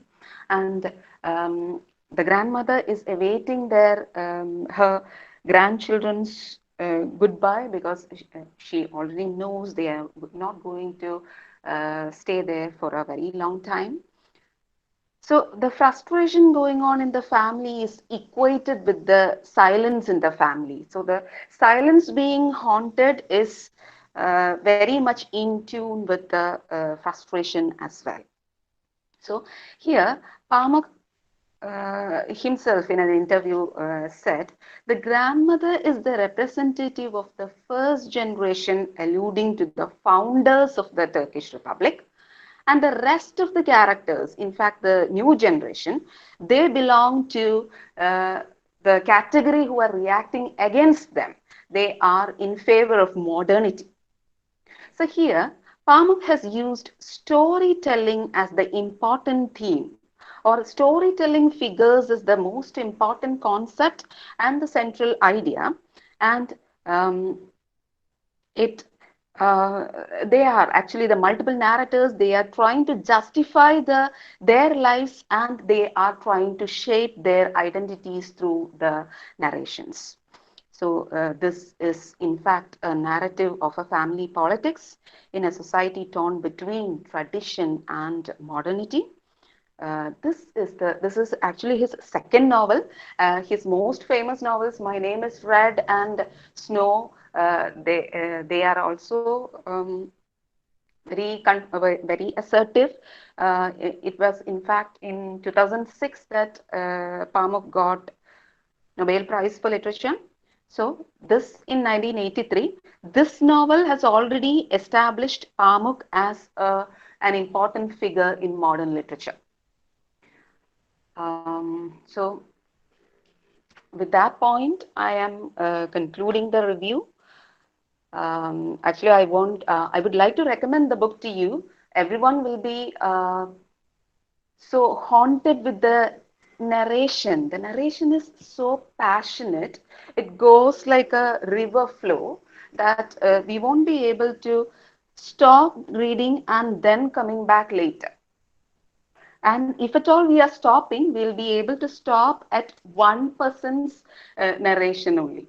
So I think that is the peculiarity of or that is the advantage of including or implementing multiple narrators in fact, if we want to take a break, we have places. That's it. Okay, thank you. Thank you, Amita, for giving a review of Silent House, Orhan Pamuk's Silent House. Yes, a stream of consciousness novel, I think. Yes, it will have fragmented narratives. I don't have the emotional maturity to read all these novels like stream of consciousness novels. Actually, I have the sound and fury to teach. Okay. Yes, if any students want to ask anything on that, please. If anyone wants to say something or ask any questions to Amita Miss, you can.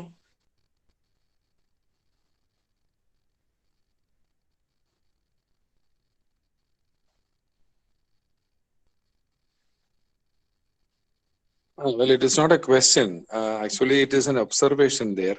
I read for the first time in his book, The Snow, which she made a reference towards the end.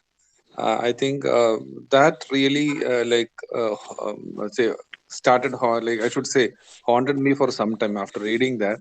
And then the book on the Museum of Innocence. Now, these two are the things that I have read closely. And once I had this bad habit of reading two novels simultaneously. So when I was reading Snow, I was also reading Milan Kundera's The Unbearable Lightness of Being. But I don't know why these two writers, for some reason, had this unique tendency to overlap. In the sense, I was really confused at what point I stopped. So I think there is something about their skill of narration, as she made a she referred to. So interesting. I think we all need to read that book seriously. Maybe it is an early edition, but later on, I think what I have got, I should say, first-hand experience of reading is that of Snow as well as Museum of Innocence. But there are other works also which are very famous now. But anyhow, wonderful. Thank you, Amita Miss. It's a nice presentation. Thank you. Thank you, sir. Okay, thank you, sir. ഇനി ആർക്കെങ്കിലും ചോദ്യങ്ങളോ എന്തെങ്കിലും ചോദിക്കാനുണ്ടോ മിസ്സിന്റെ അടുത്ത്? അല്ലെങ്കിൽ നമ്മൾ നമ്മുടെ സമയം ആവാറായിട്ടുണ്ട്. 1:30 വരയ്ക്കുമാണ് നമുക്ക്. അപ്പം ഫാക്കൽറ്റി പ്രസന്റേഷൻ ഒന്നും ഉണ്ട്, സ്റ്റുഡൻസ് പ്രസന്റേഷനും കൂടി ഉണ്ട്. So shall we move on to the next now? Because yes. വിളിച്ചോളൂ. So let me invite Mrs. Veena Lakshmi to give her book review now. ഏവർക്കും നമസ്കാരം. ബഹുമാനപ്പെട്ട പ്രിൻസിപ്പൽ, നമ്മുടെ HOD മുരളി സർ, എൻ്റെ കൊളീഗ്സ്, എൻ്റെ പ്രിയപ്പെട്ട വിദ്യാർത്ഥികളെ, ഞാൻ ഇന്ന് ഒരു പുസ്തക പരിചയം നടത്തുന്നത് 2019 പുറത്തിറങ്ങിയ സുഭാഷ് ചന്ദ്രന്റെ സമുദ്രശില എന്ന നോവലിനെ പറ്റിയിട്ടാണ്. ഒറ്റ വാക്കിൽ എന്താണ് സമുദ്രശില എന്ന് ചോദിക്കുകയാണെങ്കിൽ അത് ഒരു നോവൽ എഴുത്ത് എന്ന സർഗ പ്രക്രിയയെ പറ്റിയിട്ടുള്ള ഒരു നോവലാണ് സമുദ്രശില. അപ്പോൾ ഈ നോവലിന്റെ ആമുഖത്തിൽ ഒരു സെൻ കഥ കൊടുത്തിട്ടുണ്ട്. അത് ഇപ്രകാരമാണ്: ഒരിക്കൽ ഒരു യുവഭിക്ഷു താനൊരു ചിത്രശലഭമായി മാറിയതായി ഉച്ചമയക്കത്തിൽ സ്വപ്നം കണ്ടു. അതിന്റെ പൊരുളറിയാൻ അവൻ ഗുരുവിന്റെ അരികിലെത്തി.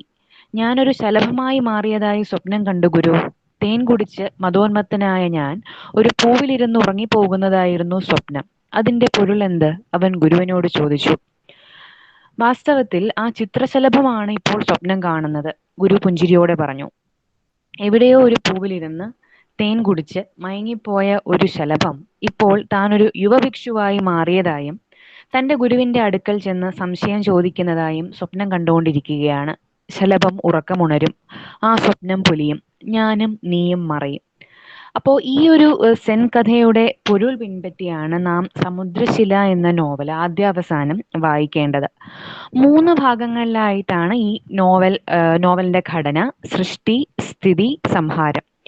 ഈ 3 ഭാഗങ്ങൾ, അതായത് സൃഷ്ടി, സ്ഥിതി, സംഹാരം, ഈ 3 ഭാഗങ്ങൾക്ക് നൽകിയ ശീർഷകങ്ങളുടെ അന്വർത്ഥത വായനയുടെ ഒരു സമാപ്തിയിലെത്തുമ്പോഴാണ് നമുക്ക് വായനക്കാരെന്ന നിലയിൽ നമുക്ക് കൂടുതൽ മനസ്സിലാവുന്നത്. ഭാഗം 1 സൃഷ്ടിയിലെ ആദ്യ അധ്യായമായ അഭയത്തിൽ 2 ഇതിഹാസ കഥാപാത്രങ്ങളുടെ കണ്ടുമുട്ടലും തുടർന്നുണ്ടാവുന്ന ഒരു സംഭാഷണവുമാണ് നോവലിലെ കഥാസന്ദർഭത്തിലേക്കുള്ള ഒരു ചൂണ്ടുപലക. മഹാഭാരതത്തിലെ കഥാപാത്രമായ അംബ നമുക്ക് സുപരിചിതയാണ്. അപ്പൊ മരണം വരിക്കുന്നതിന് തൊട്ടു മുൻപ് വ്യാസമഹാമുനിയെ കാണാൻ ചെല്ലുന്ന അംബ ഒരു ചില ചോദ്യങ്ങൾ, തന്നെ അലട്ടുന്ന ചില ചോദ്യങ്ങൾ അദ്ദേഹത്തോട് ചോദിക്കുന്നു. അംബ ചോദിക്കുന്നു, അമ്പ ഇങ്ങനെ ഇപ്രകാരം ഒരു ചോദ്യം ചോദിക്കുന്നു. അന്ന് സാലനുമായുള്ള പ്രണയകഥ ഒളിപ്പിച്ചുകൊണ്ട് ഞാനും വിചിത്രവീരന്റെ പത്നിയായി എന്ന് കരുതൂ. അദ്ദേഹത്തിന്റെ വിധവയായി പിന്നീട് അങ്ങയിൽ നിന്നൊരു പുത്രനെ സ്വീകരിച്ചു എന്നും കരുതൂ. എങ്കിൽ നമുക്ക് പിറന്നേക്കാവുന്ന സന്തതി ആരായിരിക്കും? അംബികയുടെയും അംബാലികയുടെയും മക്കൾക്കെന്ന പോലെ എന്റെ കുഞ്ഞിന് വന്നനുഭവിക്കുമായിരുന്ന ന്യൂനത എന്തായിരിക്കും? അപ്പോൾ വ്യാസൻ പറയുന്ന മറുപടി, സ്വേച്ഛയോടെ ആയിരിക്കില്ല നീ എന്നെ പ്രാപിക്കുന്നത് എന്നതിനാൽ നിനക്ക് പിറക്കേണ്ടത് സ്വേച്ഛയോടെ കൈകാലുകൾ പോലും ചലിപ്പിക്കാൻ കഴിവില്ലാത്ത ഒരു മകൻ എന്ന് മറുപടി പറയുന്നു. അതായത് ഒരു ഇതിഹാസ സന്ദർഭത്തെ അല്ലെങ്കിൽ ഒരു 2 ഇതിഹാസ കഥാപാത്രങ്ങളെ ഒരു കഥയിലേക്ക് കൊണ്ടുവരുന്നു, അവരുടെ ഒരു സംഭാഷണം കൊണ്ടുവരുന്നു. അമ്പയെ അലട്ടുന്ന ഒരു ചോദ്യം അമ്പ വ്യാസമഹാമുനിയോട് ചോദിക്കുന്നു, അദ്ദേഹം ഒരു മറുപടി പറയുന്നു. അപ്പോൾ അദ്ദേഹം പറയുന്ന മറുപടി സ്വേച്ഛയോടെ കൈകാലുകൾ ചലിപ്പിക്കാൻ കഴിയാത്ത ഒരു മകനായിരിക്കാം നമുക്കുണ്ടാവേണ്ടിയിരുന്നത് എന്ന് പറയുന്നു. അപ്പോൾ അദ്ദേഹത്തിന്റെ ഈ മറുപടിയിൽ നിന്നാണ് നമ്മൾ നോവലിലെ 2 പ്രധാന കഥാപാത്രങ്ങളെ കണ്ടുമുട്ടുന്നത്.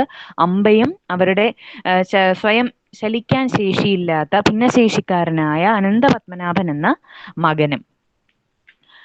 അങ്ങനെ നമ്മൾ നോവലിലേക്ക് കടക്കുമ്പോൾ നോവലിസ്റ്റ് അദ്ദേഹത്തിന്റെ ജീവിതത്തെ പറ്റി, തന്റെ ജീവിതത്തിലെ പ്രധാനപ്പെട്ട വ്യക്തികളെ പറ്റിയൊക്കെ കഥ പറഞ്ഞു തുടങ്ങുന്നു.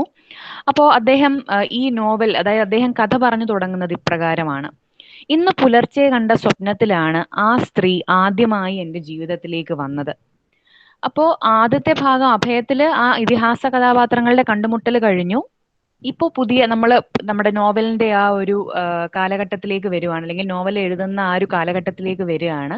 അപ്പോൾ പറയുന്നു, ഒരു സ്വപ്നത്തിലാണ് ആ സ്ത്രീ ആദ്യമായി എൻ്റെ ജീവിതത്തിലേക്ക് വന്നത്. ആ സ്ത്രീ എൻ്റെ അടുത്ത് സ്വപ്നത്തിൽ പറയുന്നു, എനിക്ക് നിങ്ങളെ നല്ല മുഖപരിചയം. മന്ത്രിക്കുന്നത് പോലെയുള്ള സ്വരത്തിൽ അവർ എന്നോട് പറഞ്ഞു, പക്ഷെ ജീവിതത്തിലല്ല, സ്വപ്നത്തിൽ. അപ്പോൾ നമ്മുടെ കഥാകൃത്ത് ചോദിക്കുന്നു, എന്താണ് നിങ്ങൾ കണ്ട സ്വപ്നം? അപ്പോൾ അവർ പറയുന്നു, അസുഖക്കാരനായ എൻ്റെ പാവം മകനെ കൊന്നതിന് ശിക്ഷിക്കപ്പെട്ട് ദ്രവിച്ച ഇരുമ്പഴികൾ പാകിയ തീരെ ചെറിയ വാതിൽ മാത്രമുള്ള ഒരു കരിങ്കൽ കെട്ടിനുള്ളിലിരുന്ന് തടവുപുള്ളികളുടെ കുപ്പായം ധരിച്ച താങ്കൾ എൻ്റെ പേര് കരഞ്ഞുകൊണ്ട് ഉച്ചരിക്കുന്നു. തുടർച്ചയായി ഞാൻ കാണുന്ന സ്വപ്നം ഉറങ്ങാൻ കിടന്നാലുടൻ. അപ്പോൾ കഥാകൃത്ത് പറയുന്നു, ഞാനൊന്ന് നടുങ്ങി. കൊലപാതക കുറ്റത്തിനുള്ള ശിക്ഷ എന്ന് തന്നെയാണോ ഞാനിപ്പോൾ കേട്ടതെന്ന് അവരോട് ചോദിക്കണമെന്നുണ്ടായിരുന്നെങ്കിലും ആദ്യമായി കാണുന്ന ഒരാളോട്, അത് സ്വപ്നത്തിലാണെങ്കിൽ തന്നെയും, പുലർത്തേണ്ട സാമാന്യ മര്യാദയുടെ പേരിൽ അവരുടെ പേര് ചോദിക്കുകയാണ് ഞാൻ ചെയ്തത്. അവരപ്പോൾ പേര് പറയുന്നു, അംബ. അതായത് നാം ആദ്യ അധ്യായത്തിൽ അംബയെ പറ്റിയും അവർക്ക് ജനിക്കേണ്ടിയിരുന്ന ചലനശേഷിയില്ലാത്ത മകനെയും പറ്റിയും ഒരു ക്ലൂ നമുക്ക് തന്നുകൊണ്ട് 2ാം അധ്യായത്തിലേക്ക് എത്തി നിൽക്കുമ്പോൾ കഥാകൃത്ത് നമ്മുടെ അടുത്ത് പറയുന്നു, തന്റെ സ്വപ്നത്തിൽ അംബ എന്നൊരു സ്ത്രീ വന്നെന്നും അവരുടെ മകനെ ഞാൻ കൊന്നു എന്നാണ് അദ്ദേഹത്തിന്റെ സ്വപ്നത്തിൽ വന്ന് ഈ സ്ത്രീ പറഞ്ഞത്. അങ്ങനെ കാലം മുന്നോട്ട് പോകുന്നു. പിന്നീട് സംഭവിക്കുന്നത്, ഞാൻ സമയക്കുറവ് കാരണം ഒന്ന് സ്കിപ്പ് ചെയ്തൊക്കെയാണ് പറയുന്നത്, സദയം ക്ഷമിക്കുക. അപ്പോൾ അത് കഴിഞ്ഞിട്ട് പിന്നീട് സംഭവിക്കുന്നത്, ഈ പേര് അംബ എന്നുള്ള പേര് കേൾക്കുന്ന മാത്രയിൽ തന്നെ നാം ആദ്യ അധ്യായത്തിലെ വ്യാസ അംബ സംഭാഷണവും തനിക്ക് അമ്മയാകാൻ ഒരു സാധ്യത ഉണ്ടായിരുന്നെങ്കിൽ പിറന്നേക്കാവുന്ന സന്തതിയെ പറ്റിയിട്ടുള്ള മാമുനിയുടെ ദർശനവും വായനക്കാരന്റെ മനസ്സിൽ തെളിയുന്നു. ആ സ്വപ്നത്തിൽ, അതായത് കഥാകൃത്ത് കണ്ട സ്വപ്നത്തിൽ ഒരു കഥാകൃത്ത് എന്ന നിലയ്ക്ക് സ്രഷ്ടാവ് അംബയെ സൃഷ്ടിക്കുകയായിരുന്നു എന്ന് നമുക്ക് പറയാം. നമ്മുടെ നോവലിന്റെ ആദ്യ ഭാഗം സൃഷ്ടി. താൻ ഇതുവരെ കാണാതിരുന്ന ഒരു വ്യക്തി തന്റെ സ്വപ്നത്തിൽ വന്നതിനെ പറ്റി തന്റെ മനോരോഗ ചികിത്സാ വിദഗ്ധയായ സുഹൃത്തുമായി കഥാകൃത്ത് പങ്കുവെക്കുന്നു ആ ഒരു സ്വപ്നം. അപ്പോൾ ആ സുഹൃത്ത് തനിക്ക് പരിചയമുള്ള അംബ എന്ന സ്ത്രീയെ പറ്റിയും അവരുടെ സുഖമില്ലാത്ത മകനെയും പറ്റി പറഞ്ഞ് വീണ്ടും കഥാകൃത്തിനെ ഞെട്ടിക്കുന്നു. അതായത് അങ്ങനെ ഒരു സ്ത്രീയും മകനും എവിടെയോ ജീവിച്ചിരിപ്പുണ്ട് എന്ന് കഥാകൃത്തിന് മനസ്സിലാവുന്നു. അപ്പോൾ ഇങ്ങനെയാണ് അതിന്റെ ആദ്യ ഭാഗം. പിന്നീട് കാലം മുന്നോട്ട് പോകുന്നതായി നോവലിൽ നമുക്ക് മനസ്സിലാവുന്നു. ഈ കഥാതന്തുവിന് സമാന്തരമായി തന്നെ എഴുത്ത് എന്ന പ്രക്രിയയെ പറ്റിയും നോവലിസ്റ്റ് പലയിടത്തും വാചാലനാവുന്നുണ്ട്. അതിൽ ഒരു അധ്യായത്തിൽ പറയുന്നു, വാച്ചിന്റെയും ക്ലോക്കിന്റെയും കലണ്ടറിന്റെയും ഒക്കെ സമയക്രമം എന്ന് പറയുന്നത് യുക്തിയുടെ ലോകത്ത് മാത്രം നിലനിൽക്കുന്ന ഒന്നാണ്. ക്രിയേറ്റിവിറ്റിയുടെ ലോകത്തെ സമയം മറ്റൊന്നാണ്. അതുപോലെ തന്നെ അദ്ദേഹം പറയുന്നു, എപ്പോഴാണ് എഴുതുന്നത് എന്ന് ഒരു എഴുത്തുകാരനോട് ചോദിക്കുന്നത് എപ്പോഴാണ് വളരുന്നതെന്ന് ഒരു മരത്തോട് ചോദിക്കും പോലെയാണ് എന്നും അദ്ദേഹം പറയുന്നുണ്ട്. ഒന്നാം ഭാഗത്തിലെ 4-ാം അധ്യായത്തിലാണ് അംബയുടെ കഥ തുടങ്ങുന്നത്. 72-കാരിയായ തന്റെ അമ്മയോടൊപ്പവും 21-കാരനായ സെറിബ്രൽ പാൽസി അവസ്ഥയിലുള്ള മകനോടൊപ്പവും ജീവിക്കുന്ന അംബ ഒരു ദന്താശുപത്രിയിൽ ഡോക്ടറെ കാണാൻ വേണ്ടി ഇരിക്കുമ്പോൾ ഒരു യാത്രാമാസികയുടെ താളുകൾ അലസമായി മറിച്ചുകൊണ്ടിരിക്കെ നീല നിറത്തിന്റെ ആധിക്യമുള്ള തുടർച്ചയായ 8 പുറങ്ങൾ അവരുടെ കണ്ണിലുടക്കുന്നു. വെള്ളിയാങ്കല്ല് എന്നു പേരുള്ള ഒരു സ്ഥലത്തേക്കുള്ള വിവരണമായിരുന്നു അത്. വെള്ളിയാങ്കല്ല് നമുക്ക് പരിചിതമായിരിക്കും. നമ്മൾ മയ്യഴിപ്പുഴയുടെ തീരങ്ങളിലൊക്കെ കണ്ട വെള്ളിയാങ്കല്ല്. അപ്പോ ഈ ഒരു യാത്രാ വിവരണം അതുവരെ മറന്നുപോയ അല്ലെങ്കിൽ തന്റെ ജീവിതത്തിലെ പ്രധാനപ്പെട്ട ഒരു ഓർമ്മ അവരവരുടെ മനസ്സിൽ ഒളിപ്പിച്ചു വെച്ചിരുന്ന ഒരു ദീർഘമായ അല്ലെങ്കിൽ വളരെ തീവ്രമായ ഒരു ഓർമ്മയെ വീണ്ടും ആ ഓർമ്മ ചിറകടിച്ചുയരുന്നു ഈ യാത്രാ മാഗസിനിലെ വിവരണം കാണുമ്പോൾ. തന്റെ മകന്റെ 21-ാം പിറന്നാളിന് ഏറെക്കാലം കൂടി അവനെയും കൊണ്ട് അംബ പുറത്തു പോകാൻ തീരുമാനിക്കുന്നു. താൻ കുറച്ചു വർഷങ്ങൾക്ക് മുൻപ് ഒരു ദന്താശുപത്രിയിൽ വെച്ച് വായിച്ച ആ യാത്രാ വിവരണം ഏത് വിധേനയും കണ്ടുപിടിക്കണമെന്ന് അവർക്കുണ്ട്. ലേഖനം എഴുതിയ ആളുടെ പേരും ആ ലേഖനം വന്ന മാസികയുടെ പേരും ഇപ്പോഴും ഓർമ്മയുണ്ട് എന്ന് അംബ വായനക്കാരുടെ അടുത്ത് പങ്കുവെക്കുന്നു. നോവലിന്റെ 2-ാം ഭാഗത്തിൽ, അതായത് സ്ഥിതി എന്നുള്ള 2-ാം ഭാഗത്തിൽ, അംബ മകനെയും കൂട്ടി അവന്റെ പിറന്നാൾ ആഘോഷിക്കാൻ കോഴിക്കോടേക്ക് തിരിക്കുന്നു. വർഷങ്ങൾക്ക് മുന്നേ ഒരു ദന്താശുപത്രിയിൽ വെച്ച് താൻ വായിച്ച വെള്ളിയാങ്കലിലേക്കുള്ള യാത്രാ വിവരണം എഴുതിയ എഴുത്തുകാരന്റെ പേര് സുഭാഷ് ചന്ദ്രൻ എന്നാണ് എന്ന് ബുക്ക് സ്റ്റോറിൽ പറയുമ്പോൾ നാം തെല്ലൊന്ന് ആശ്ചര്യചകിതരാവുന്നുണ്ട്. പക്ഷെ അത് ആ ആശ്ചര്യം പൂർണ്ണമാവുന്നത് നോവലിന്റെ അനുബന്ധമായി ആ യാത്രാ വിവരണവും ആ യാത്രാ വിവരണം വന്ന മാതൃഭൂമി യാത്രാ മാഗസിനും നോവലിന്റെ അനുബന്ധമായി കഥാകൃത്ത് കൊടുത്തിട്ടുണ്ട്. അപ്പോൾ നമുക്കൊരു സ്വാഭാവികമായ ഒരു സംശയം തോന്നാം, അപ്പോൾ നാം വായിക്കുന്നത് സുഭാഷ് ചന്ദ്രന്റെ ജീവിതത്തിൽ നിന്നും അടർത്തിയെടുത്ത ഒരു ഏടാണോ? അതായത് ശരിക്കും അംബ എന്നുള്ള വ്യക്തിയെ അദ്ദേഹം കണ്ടിട്ടുണ്ടോ? അതോ ആദ്യം സൂചിപ്പിച്ച പോലെ തന്നെ തന്റെ ക്രിയേറ്റീവ് പ്രോസസ്സിൽ സൃഷ്ടിച്ച ഒരു കഥാപാത്രം മാത്രമായിരുന്നു അംബ? അപ്പൊ ഇങ്ങനെയുള്ള ഫാക്ട് ഓർ ഫിക്ഷൻ എന്ന ആശയക്കുഴപ്പത്തെ ചുറ്റിപ്പറ്റി 1000 ചോദ്യങ്ങൾ നമ്മുടെ വായനക്കാരുടെ മനസ്സിലുയരുന്നു. അപ്പൊ നാം സ്വാഭാവികമായും പേജുകൾ മുന്നോട്ടല്ല പുറകോട്ട് മറിക്കുന്നു.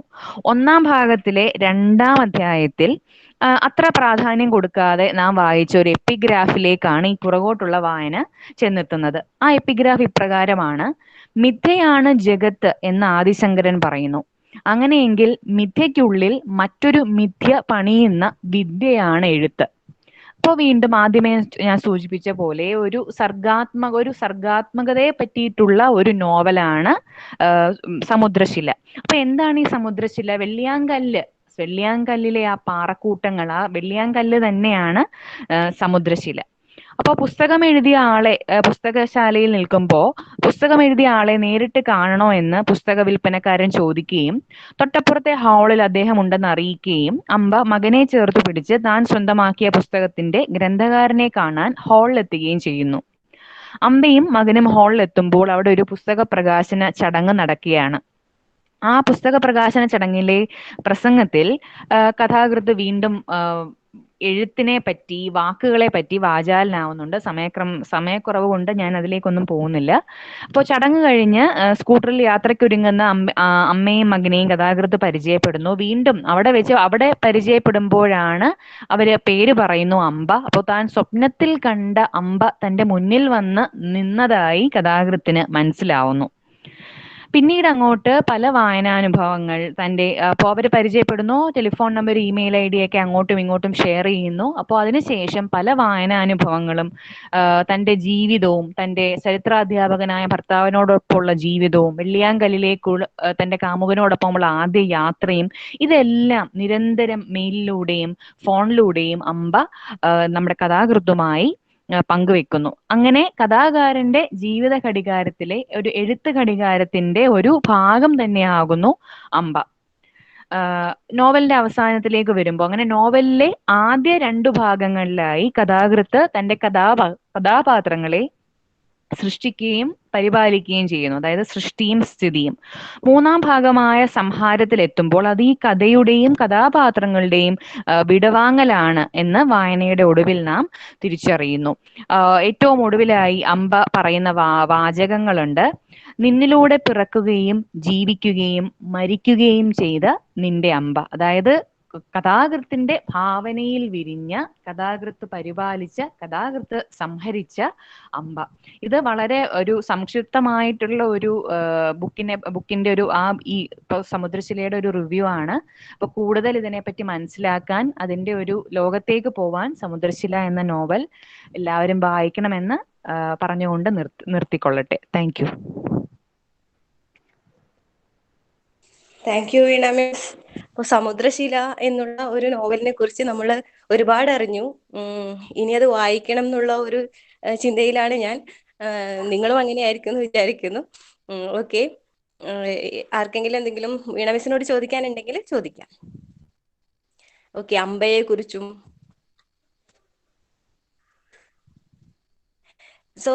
നമ്മൾ ബ്രിട്ടീഷ് ലിറ്ററേച്ചർ ബ്രിട്ടീഷ് ഹിസ്റ്ററി പഠിക്കുമ്പോൾ എന്തായാലും സൈന വൂൾഫിനെ കുറിച്ച് കേട്ടിട്ടുണ്ട്. ശരിക്കും ഒരു ഇല്ലിറ്ററേറ്റ് ആയിട്ടുള്ള ഷെപ്പേർഡ്, സ്വപ്നത്തിലൂടെ ഗിഫ്റ്റ് ഓഫ് പോയട്രി കിട്ടുന്നതൊക്കെ.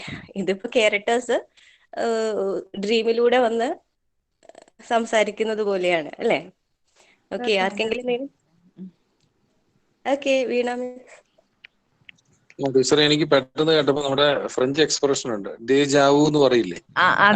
ഇത് ഞാൻ എവിടെയോ കേട്ടിട്ടില്ല. അപ്പൊ ഇങ്ങനെ ഒരു എവിടെയൊക്കെയോ ഇത് തമ്മിൽ സ്പർശിക്കുക, അത് ഭയങ്കര ക്രാഫ്റ്റ് ആണ് കേട്ടോ, അത് പറയാതിരിക്കാൻ പറ്റില്ല. മാത്രമല്ല ഈ ഹിസ്റ്ററി നേരത്തെ പറഞ്ഞ ഫാക്റ്റും ഫിക്ഷൻ എന്ന് പറയുന്നത് ഇപ്പൊ സാധാരണ യൂറോപ്യൻ മാസ്റ്റേഴ്സിന്റെ കയ്യിൽ ഇപ്പൊ കഴിഞ്ഞ 20-ാം നൂറ്റാണ്ടിൽ തുടങ്ങിയത് ഇദ്ദേഹം ഇതിൽ ഉപയോഗിച്ചു എന്ന് പറയുന്നത് എന്നെ അത്ഭുതപ്പെടുത്തുന്നു. പക്ഷെ അദ്ദേഹത്തിന്റെ മറ്റു ബുക്കുകൾ വായിച്ച് അത്ഭുതപ്പെടുത്തില്ല. എന്നാൽ അതൊരു പുതിയ ടെക്നീക്കായിട്ട് എനിക്ക് തോന്നുന്നത്. കാരണം വെച്ചാൽ ഒരു ഒറ്റ വോളിയമായിട്ട് വരുമ്പോൾ നമുക്ക് ഇത് രണ്ടും മിക്സ് ചെയ്ത് വായിക്കാൻ പറ്റും. ഇത് ഇദ്ദേഹം പണ്ട് എഴുതിയ സംഭവവും ഇപ്പൊ നടത്തുന്നതും എല്ലാം കൂടി ചേർന്ന് അപ്പൊ ഇതിൽ എന്തെല്ലാം തലങ്ങളിലേക്കാണ്. ഇപ്പൊ ലെയർ പോലെയാണ് ഈ കഥ വന്നുകൊണ്ടേയിരിക്കുന്നത്. അടർത്തി എടുക്കും തോറും നമ്മൾ പുതിയ അർത്ഥങ്ങളിലേക്കും ഒരു പുതിയ ഒരു മിത്തിൽ തുടങ്ങി പിന്നെ അങ്ങ് അറ്റം വരെ അങ്ങ് പോകുന്നത്. കൊള്ളാം, നല്ലൊരു കഥയാണ് കേട്ടോ. എന്തായാലും ജമീൽ മിസ് പറഞ്ഞ പോലെ ആർക്കും വായിക്കാൻ തോന്നുന്ന ഒരു കഥയാണ്. കുട്ടികളൊക്കെ എന്തായാലും ഇത് നോക്കേണ്ടതാണെന്ന് എനിക്കും തോന്നുന്നു. ശരിയാണ്, നന്നായി. Okay, thank you sir. Okay, thank you Veena miss. സ്റ്റുഡൻസിന് എന്തെങ്കിലും പറയാനുണ്ടോ? നിങ്ങളുണ്ടോ അവിടെ? അറ്റ്ലീസ്റ്റ് അൺമ്യൂട്ട് ചെയ്ത് എന്തെങ്കിലും ഒന്ന് പറയൂ.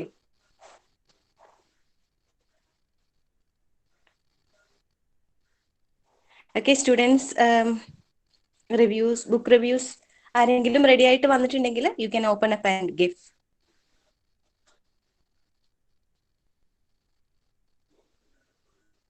It's an opportunity. Take it as an opportunity. Swapna miss ആരുടെയെങ്കിലും പേര് വല്ലതും തന്നിരുന്നോ? ഇവര് ആരെങ്കിലും, ജമീലത്ത് മിസ്, സ്വപ്ന മിസ് ആരെങ്കിലും പേര് കുട്ടികൾ തന്നിട്ടുണ്ടോ? ഇതുവരെ ഇല്ല. ഞാനപ്പം ഇൻസ്റ്റന്റ് ആയിട്ട് അവർ റെഡി ആണെങ്കിൽ they can make use of the time. No, Swapna miss ആരും തന്നിട്ടില്ലല്ലോ അല്ലെ? ഇല്ല, ഇതുവരെ ആരും തന്നിട്ടില്ല. അപ്പോ നമ്മളിനി ഒഫീഷ്യൽ ആയിട്ട് ഇത് വൈൻഡപ്പ് ചെയ്യല്ലേ? വൈൻഡപ്പ് ചെയ്യാം ടീച്ചർ. അപ്പൊ ഒരു കാര്യം ചെയ്യാം, കുട്ടികൾക്ക് ഇപ്പൊ എന്തായാലും നമുക്ക് ഓൺലൈനായിട്ട് പ്ലാറ്റ്ഫോം ഇതിനൊക്കെ ഉപയോഗിക്കാവുന്നുണ്ട്. ഇത് കേട്ടിട്ട് പറഞ്ഞ പോലെ റിവ്യൂ എല്ലാം കേട്ടിട്ട് അവർക്ക് ഇതുപോലെ എന്തെങ്കിലും പറയണം എന്നൊരു ആഗ്രഹം തോന്നുകയാണെങ്കിൽ അവര് നമുക്ക് വേണമെങ്കിൽ ഒരു അവസരം പിന്നീട് എപ്പോഴെങ്കിലും കൊടുക്കാം. ഈ പറഞ്ഞ 7-ാം തീയതിക്കുള്ളിൽ എന്തെങ്കിലും ചെയ്യാൻ ആഗ്രഹം ഉണ്ടെങ്കിൽ നമുക്ക് വേണമെങ്കിൽ 1 മണിക്കൂർ ഇതിനായിട്ട് നമ്മുടെ ഈ പറയുന്ന പോലെ 12:00-ക്ക് ശേഷമോ ഉച്ചയ്ക്ക് അടുപ്പിച്ചുള്ള രാവിലത്തെ ക്ലാസ്സിന് ശേഷമുള്ള അവറുകൾ ഇതിനായിട്ട് ഉപയോഗിക്കുന്നത് നല്ലതായിരിക്കും എന്ന് എനിക്ക് തോന്നുന്നു. അപ്പം ഇതൊക്കെ ചെയ്യാൻ താല്പര്യമുള്ള കുട്ടികൾക്ക് ഏതെങ്കിലും ചെറിയ കഥയായാലും കുഴപ്പമില്ല, കവിതയായാലും കുഴപ്പമില്ല, എനിക്ക് തോന്നുന്നു അങ്ങനെ ചെയ്യുന്നത് നല്ലതായിരിക്കും എന്ന് എനിക്ക് തോന്നുന്നു. അപ്പൊ കുട്ടികൾക്ക് കൂടി ഇൻട്രസ്റ്റ് വരുമല്ലോ. നമ്മുടെ 3-4 കഥകൾ പറയുന്നതിനേക്കാളും നല്ലത് അവർക്കും കൂടി പറയാനുള്ള ഒരു അവസരം കൊടുക്കാണല്ലോ പ്രധാനം. അപ്പൊ എന്തായാലും അത് അവര് പറയട്ടെ, അവരുടെ ട്യൂട്ടർ വഴി മിസ്സേ ഞാനൊരു 5 മിനിറ്റ് പറഞ്ഞോട്ടെ എന്ന് പറയുകയാണെങ്കിൽ വളരെ നല്ലതായിരിക്കും. അത് ശരിക്കും പറഞ്ഞാൽ അവർക്കൊരു ഫൗണ്ടേഷനാണ്. ശരിക്കും അത് ചെയ്യണം എന്നാണ് എനിക്ക് തോന്നുന്നത്. അപ്പൊ ആ രീതിയിൽ നമുക്ക് മുന്നോട്ട് പോകാം. ഓക്കെ, അപ്പൊ എന്തായാലും നമുക്ക് വൈൻഡപ്പ് ചെയ്യാം. നമുക്ക് ആരാണ് എന്റെ വോട്ട് ഓഫ് താങ്ക്സ് ആരാണ്? Thank you, Jamila Miss, for chairing the session. Thank you, Murli sir, Reshmi Miss, Amita Miss, and Veena Miss for sharing their reading experiences. Now I would like to request Sabida MM, Assistant Professor of English, to propose vote of thanks.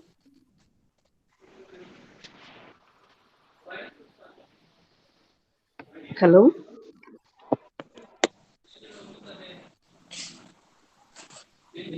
Respected Principal, Dr. Biju sir, Head of the Department, Dr. Muralikrishnan sir, Chief Guest, Ms. Shumesa, dear colleagues, and my dear students. As part of Reading Day and Reading Week celebrations, this program, Pusthaka Parijayam, is the third program organized and conducted by PG and Research Department of English. So in previous years, that is before this pandemic situation and all, we used to celebrate Reading Day as a grand function. But now we are forced to limit our celebrations online. Anyhow, we have gathered here in a possible manner, shared our thoughts and emotions, and we have also listened several viewpoints on readings and various literary works. So I do believe this program, Pusthaka Parijayam, helped to lead us to the world of books and reading. Now let me get into my duty. I would like to extend sincere gratitude to our respected principal, Dr. Biju sir, who has presided this function and officially started this program with his reviews on the book, The Design of Everyday Things. Thank you, Biju sir. Now, let me thank our chief guest, Shumesa Iyas, who was our former student as well as a former teacher in our department, though only for a short while, for introducing her own work, Amuti, and sharing her thoughts as a writer. Thank you so much, Shumesa. I take this opportunity to thank our guiding star and constant motivator, our beloved head of the department, Dr. Muralikrishnan sir. Thanks a lot, sir.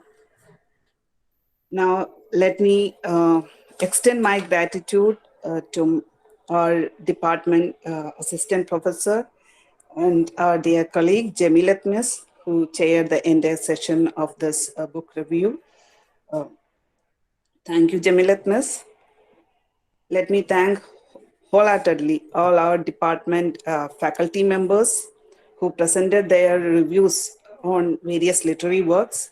Actually, you have inspired us to get into the world of reading once again. Thank you, Murli sir, Reshmi Miss, Amida Miss, and Veena Miss.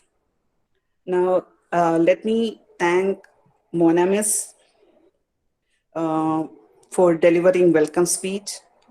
Let me thank Veena Miss and Swapna Miss for comparing this session.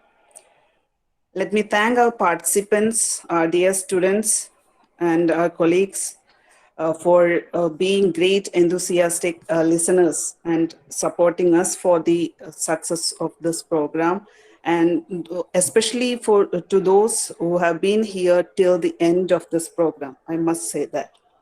So once again, let me thank each and everyone from the bottom of my heart. Thank you and have a nice day. Thank you. Thank you, Miss. Thank you.